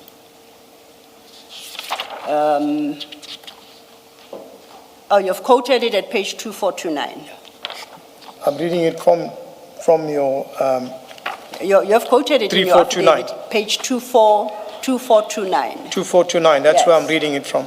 Yes. But then if you're reading the actual section, you stop too soon, because it must continue after 3A and B. In order to act personally or by influencing another person so to act in a manner continued, sub 1, that amounts to the sub AA, illegal, dishonest, unauthorized, incomplete, or biased, or BB, misuse or selling of information or material acquired in the course of the exercise, carrying out the performance of any powers, duties, or functions arising out of a constitutional, statutory, contractual, or any other legal obligation. Roman 2, that amounts to the abuse of position of authority, BB, a breach of trust, or the violation of a legal duty or a set of rules. Roman 3, designed to achieve an unjustified result. Or Roman 4, that amounts to any other unauthorized or improper inducement to do so.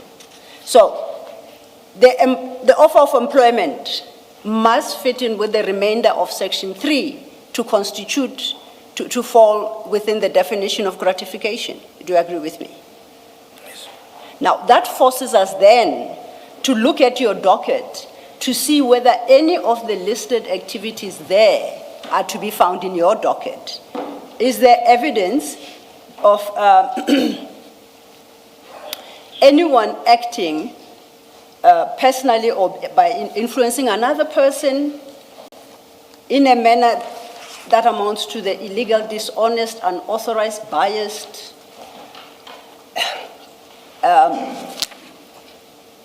act that amounts to the abuse of position, any one of them? Is there such evidence in your docket? Will we find it there?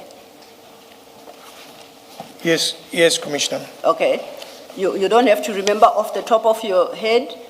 We will look for it overnight. But then if you could just tell us the nature of the documents that provide that evidence in the docket. Sorry, I was going to say, would it be statements, witness statements? Would it be any other document? So I'm more interested in the description of the document, if it's in a witness statement, than for you to say the statement of XYZ. The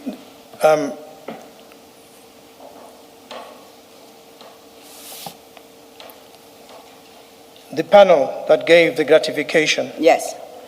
to the Mukwele, they gave a gratification to Mukwele. Mukwele received the gratification. The gratification that she received was the employment, which was not due. The investigation and evidence that we looked at the documents, we looked at the application, and where we could clearly see that the applicant should have not been appointed. There was manipulation. When we looked at what did she received the appointment, what was she going to be given in return? In return, the post that she applied for is a very powerful post. So in terms of the act, the giving back or return for the gratification does not have to be immediately. It can be at some other time. And given the situation that she's appointed in a very powerful post, and the chairperson of the panel, who was the commander of that whole section. So, although it was not given immediately, it is said at any given time. So he held a position of power over her. Colonel, in I that think appointment. you're missing the point, and sorry to interrupt. No, by all means, Commissioner. The point here is that accepting for a moment that employment is gratification, you must be giving that in order to influence the other person to do something illegal. Yes, sir. Because reading that section, it says, in order to act personally or by influencing any other person so as to act in a manner that amounts to illegal, dishonest, unauthorized, and all of those things. Now, in this case where your offer of employment and contract of employment says your job is to provide services to the South African government, because we have the contract of employment here commencing 1 November 2024. Yes, and sir. it says, when you get into this role, you must provide these services to the government. So it's in that context that the question is asked. So it can be that she's going to give something in the future, because her providing a service or a labor to her employer, that's not what the section contemplates and what the definition contemplates. It contemplates that in return she must do something illegal, something improper, something unlawful. Yes, sir. That's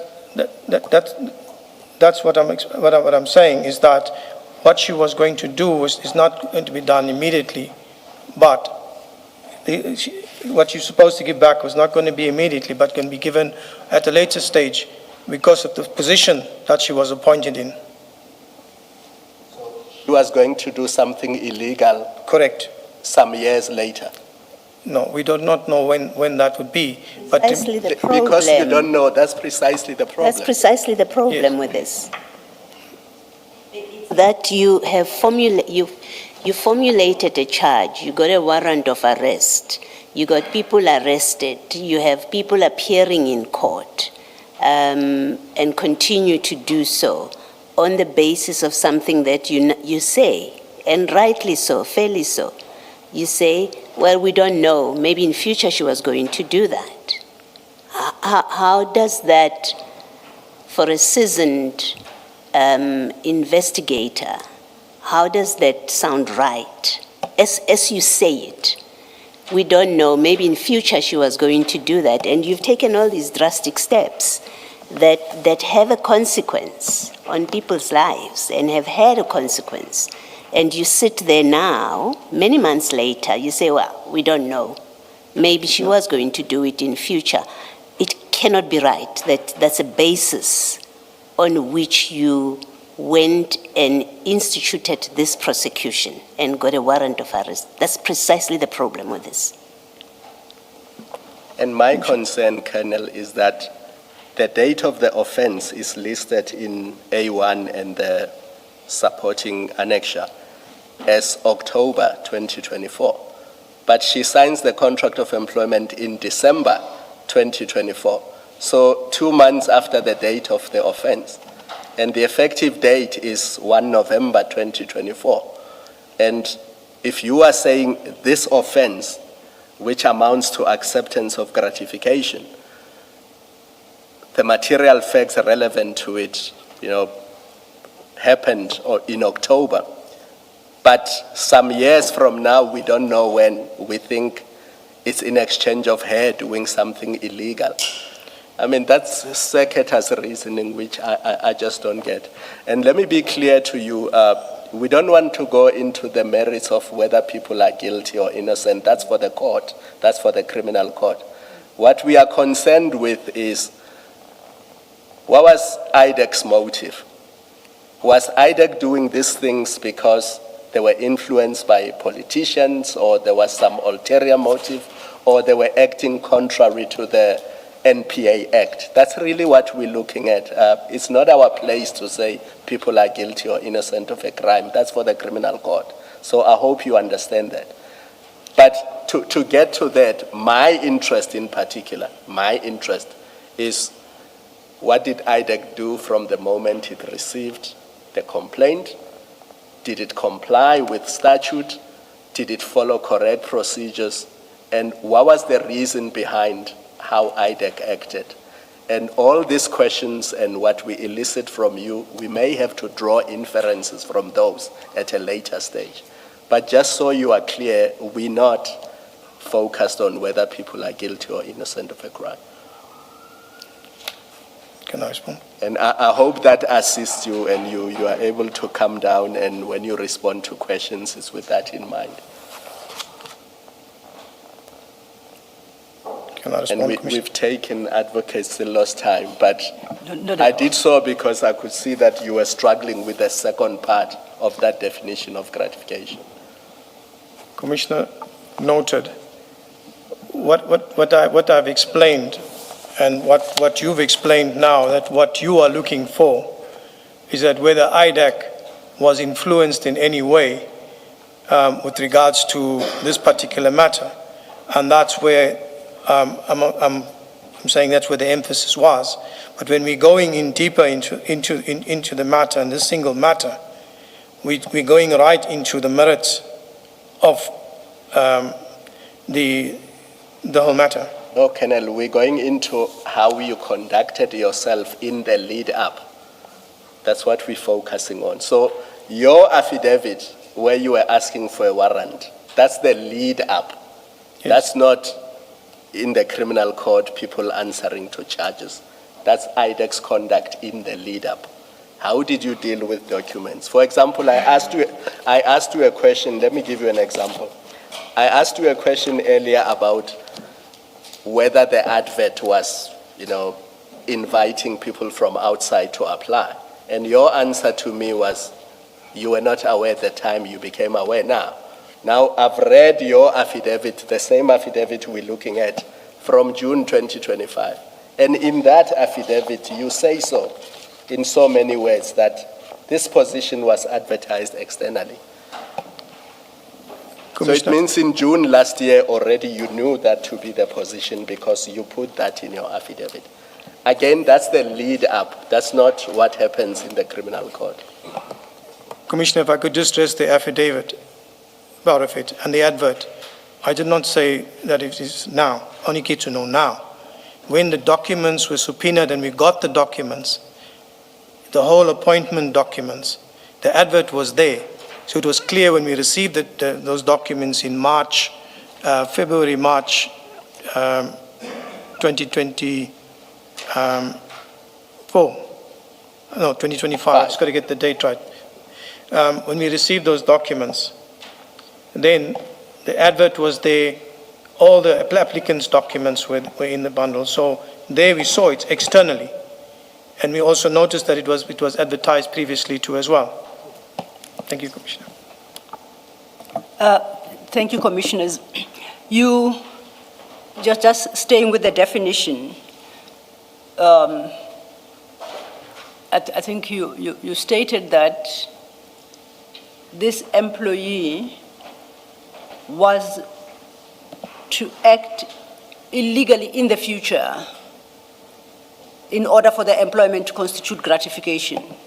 She would have been, as I explained, and I did not want to go too much deep into the merits of that response. No, it's okay. I'm just testing. Yes. Did I understand you correctly? So basically, in so saying, you were indicating that if it is a quid pro quo, her part was not done yet. That part would subsequently come after the employment. That's Yes, what you sought to whatever communicate. it would be would come Yes. after that process. All right. It didn't Now- have to be immediate. And I appreciate that you can't put a timeline to it. You don't know when. What I'm interested, sorry, ask me. No, carry on. It's fine. Okay. So, and I say I accept that you can't put a timeline to it as to when it shall be done, when she will so act, correct? I'm happy to accept that. At this stage, Commissioner, at this stage we could not say. Indeed. Yes. And I accept that. Yes. What I'm interested in is the act. What act was she to perform, to your understanding?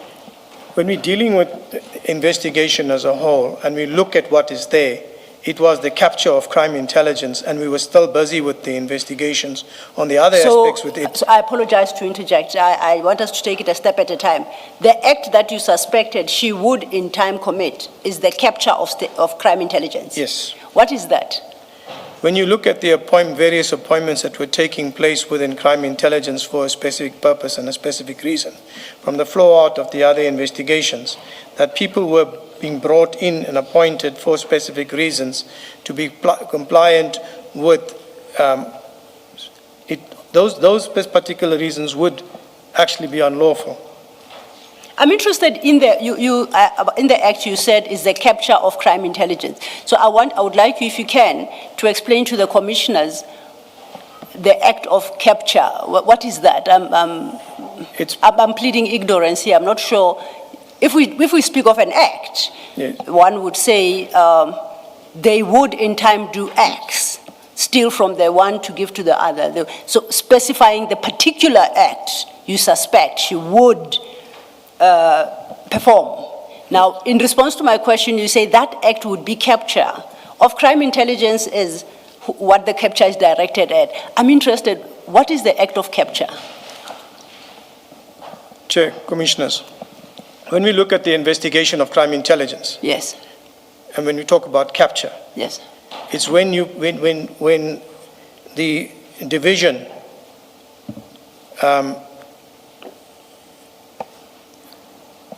your people are placed in specific positions to do certain things. Now, certain things could mean tenders, manipulating of tenders. It could be giving out information on operations that are there. The applicant was the head of a very sensitive post, okay, which deals with high-profile operations. When we look at the other appointments in terms of different places where people were appointed as commanders of the Secret Service account, and when we look at some of the other investigations which were properties, people are put strategically in place, and that's why we call it capturing of the unit, where you control every subcomponent and every person that's there that is pliant to do what you want them to do. That is more or less what we say capture. Can I just, I'm interested in her act, not the act of the collective. Interestingly, you didn't say the act would be to steal, for instance. You say the act would be to capture. Now, at the time you made that determination, what about her employment led you to conclude that the act she would in time perform is that of capture? When you look at the investigation itself and the charges, we looked at, she applied for the post. Yes. Investigation revealed that she lied, misrepresented herself on that. The panel were aware of it. Each of the panel members to themselves were, if we look at our other investigations that are there, why they also would have went with the chairperson of the panel to appoint the specific person, because they also had investigations against them. So to give you an example, when you look at one panel member, and I'm actually branching out into something that I didn't want to, but when you look at the first docket that we were investigating, that is the matter of General Lushaba and the alleged housebreaking, and where a classified laptop together with an iPhone cell phone that was stolen, there was no real investigation done there. However, General Lushaba was supposed to be charged, but he was not. When General Kumalo took over as the acting divisional commissioner a couple months after this incident took place, Kumalo put in documents for the loss of the state property. In the lost property, in those statements, it was said that he was drugged. A board of inquiry should have been instituted and disciplinary steps should have been taken against Lushaba. General Kumalo did not do that. General Lushaba was not charged. Fast forward, investigation takes place. General Lushaba is charged for defeating the ends of justice. A disciplinary takes place and he's found guilty for the negligent loss of property, which is also that loss of property and the disciplinary is also that we are also still looking at, because a formal investigation was taken place directly after he reported that incident. And the general that investigated, who was tasked to investigate it, said he was a victim of being drugged by these ladies of the night. When we looked further into the investigation, which they didn't even look and probe at, we found that he was not drugged. So here you have somebody who's sitting there at Crime Intelligence with General Kumalo there, and General Kumalo is aware of it because he signs off on those documents when it goes to the loss management. But here, come forward after the criminal case is investigated and it is found that, and he was arrested, a disciplinary action is taken, a disciplinary case is open and he's found guilty. So that's just one example. There is more on this which I do not want to expose. So is the complaint, remember we're talking about these charges here, Yes, the institution of these charges relating to the appointment of Ms. Mukwele. And we are still at the point where we are discussing how you moved from Mr. Adams's affidavit to formulating a charge sheet in the manner that you have done. That's the discussion at this point. Are you prosecuting, or the charge sheet, are you charging General Lushaba and General Kumalo for including General Lushaba in the panel? Is that part of the complaint? Is that why you are telling us this story about the loss of his laptop? That because there's that history, the charge relating to this appointment, insofar as it includes him, and General Kumalo is further justified by the fact that he hadn't been disciplined previously, or a discipline happened, you are not happy with it, and the outcome and the conduct of Kumalo, and therefore his inclusion in the panel that appointed Ms. Mukwele was part of state capture. Is that of capture of crime intelligence? Is that the logic you say you have applied? No, the point I was trying to get across, sorry, Commissioner, you done? Yes, you may proceed. The point I'm trying to get at when it comes to the appointments, and as I explained with regards to how the systematic capture took place, where you have the panel that appointed Mukwele. When we spoke about the gratification, and when the gratification is going to be given at a later stage or whenever, when we look at Mukwele, the application that she made, the panel was fully aware the processes were manipulated. When you look at, and that's all in the documents, to appoint her. So she was, the appointment of Mukwele was clearly, one, fraud, and two, there was a gratification. I just wanted to understand the relevance of General Lushaba's loss of a computer and how that was handled to this case that relates to Ms. Mukwele, and in particular, your having concluded this is part of capture of crime intelligence, the relevance of that. Because you seem to have told us something on the face of it, and having listened to you, there's no clear connection that you are making why that case has anything to do with this case and your gratification suspicion, because we must accept At that time, certainly, of drawing the charge sheet, it was, you just had a suspicion, and I think even now, you say, we don't know what she was going to do in the future. So at the time of drafting the charge sheet, we were dealing with your suspicion, and whoever is behind has given you instructions to investigate this matter. Why is it relevant, the computer story, to this charge? May I respond, Commissioner? Yes, you may. Thank you, Chair. Commissioner, I'm pointing out I pointed out to a panel member that sat on the panel. And when I say about capture, what I'm trying to say here is that you have people or members that are obligated to General Kumalo, who is the chair of the panel. He controls the panel. So Did he pick the panel? Excuse me, sir. Did he pick the panel? Yes. He picked the panel. The panel was, maybe I should have started there. Yes. My apologies, Commissioner. The panel was selected by General Kumalo. He selected the panel.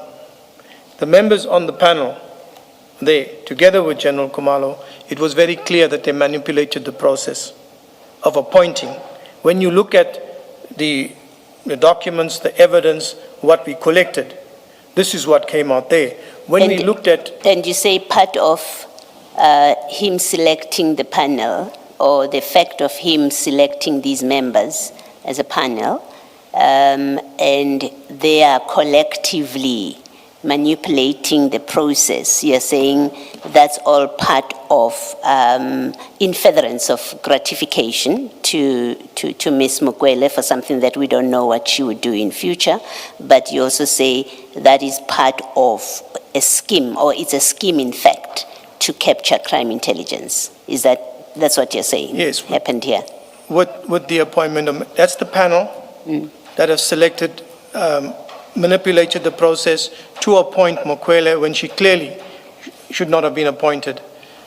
That is the panel. So when you look at that, here's another appointee coming in to crime intelligence, and there are a few more appointments that are there too as well, that were appointed for a specific purpose. So when you look at it from a capture point of view, commissioners, you have a person in a position as a commander of that specific subcomponent or section that is now you control, because you appointed them.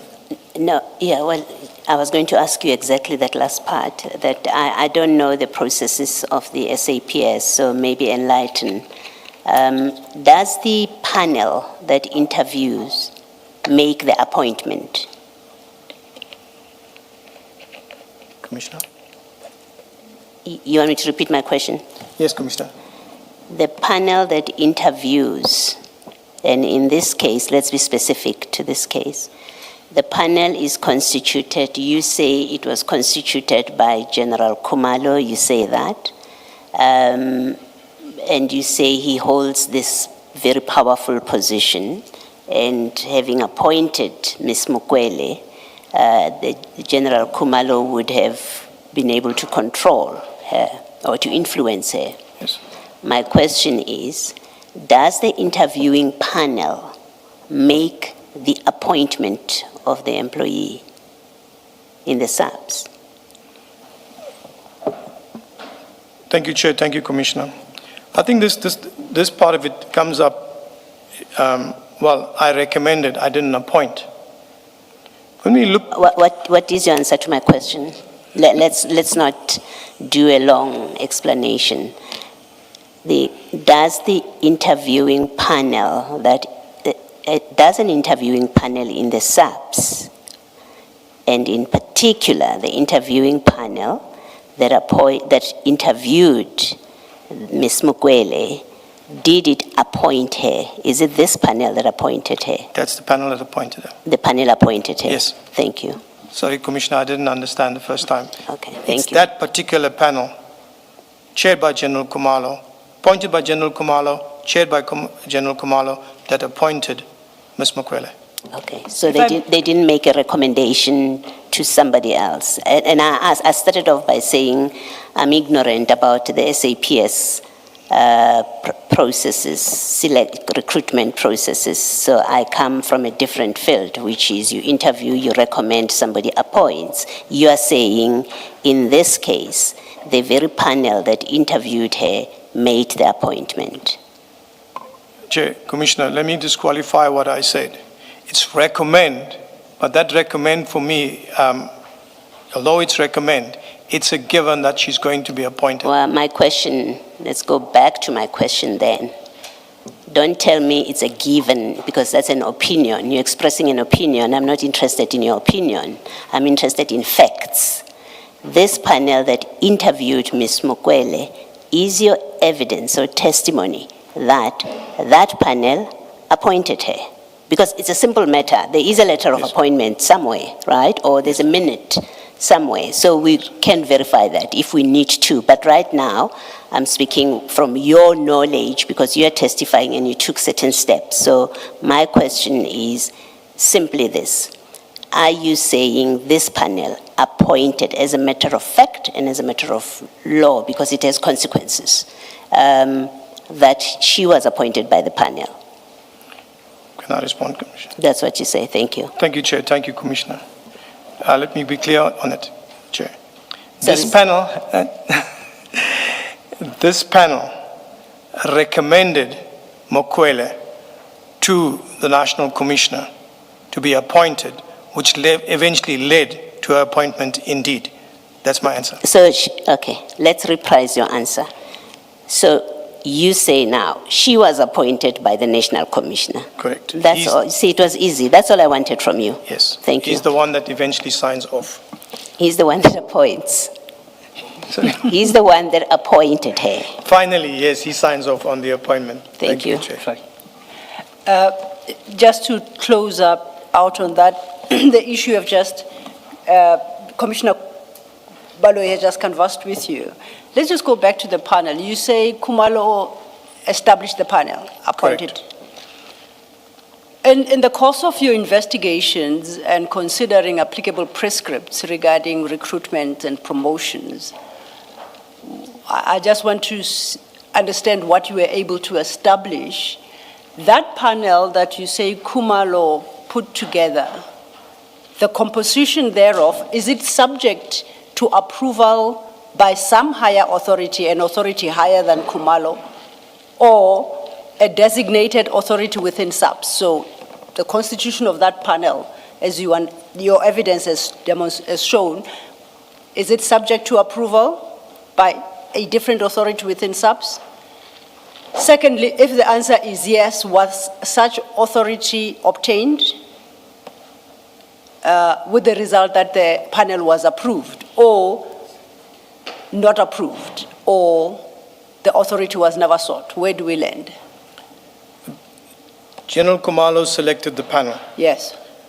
The panel selection is sent to the head office. Okay. The head office approved the panel that he selected. Okay. So in so doing, the head office, whatever you mean by head office, The National Commissioner's office. National Commissioner's office. Yes. Okay. You don't have HR or some division that deals with these matters? They all go, everything goes to National Commissioner to approve? No. Is that how it works? What did your investigations show? It goes to the HR department of the National Commissioner's office. So when I say National Commissioner, it's that specific department that deals with it. What is the HR office of the National Commissioner's office? It's the national office, the national HR office for the whole country. Oh, so why do you make it the HR office of the National Commissioner's office? Because it resides in the National Commissioner's office. It doesn't, and you know that for a fact. There's an HR It's a division within SABC, correct? There's an HR department in every province. You have a provincial commissioner where the provincial HR department is also. So you have the National Commissioner's office where you have the national HR office that is there. Okay. So you say the selected panel is selected by Kumalo was sent for approval to that particular office? Yes. And that complied with the prescripts, applicable prescripts. It complies with it. Was approval granted to the best of your knowledge? Approval was granted. So does your charge sheet reflect that the eventual panel was as approved by that division or body? Does your charge sheet take into consideration that approval, or that approval becomes irrelevant because it was Kumalo who selected the panel and put it up for consideration with the result that it is approved or rejected? When it was stated that it's actually meant that Kumalo selected the panel Yes. himself. Yes. And it was sent up to the HR department of head office, which was approved. Now, whoever was approving, did they have the power to disapprove or reject some members of that panel? Do they have any powers, to your understanding, or is it to rubber stamp and it just goes back and they work?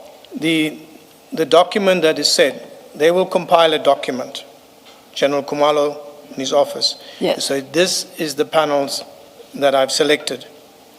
Head office will receive it, they either approve it or turn it down. Yes. When they respond, they say, your information note or your correspondence dated so-and-so, the panels are approved. Okay. Now, the approval, if it were granted, what effect would it have on the validity of the panelists selected by Kumalo? Would it have any impact at all? Well, if the panel is approved by head office, it's approved. It's an approved panel. Okay. So that means the recommendations given by Kumalo is approved by head office. Okay. Chair, I see it's gone 6, gone 4, 16:09. I'll be moving on to a different topic, so this might be an opportune moment to stop. Thank you. Let's adjourn and resume at 9:30 tomorrow morning. Thank you, Chair. Thank you.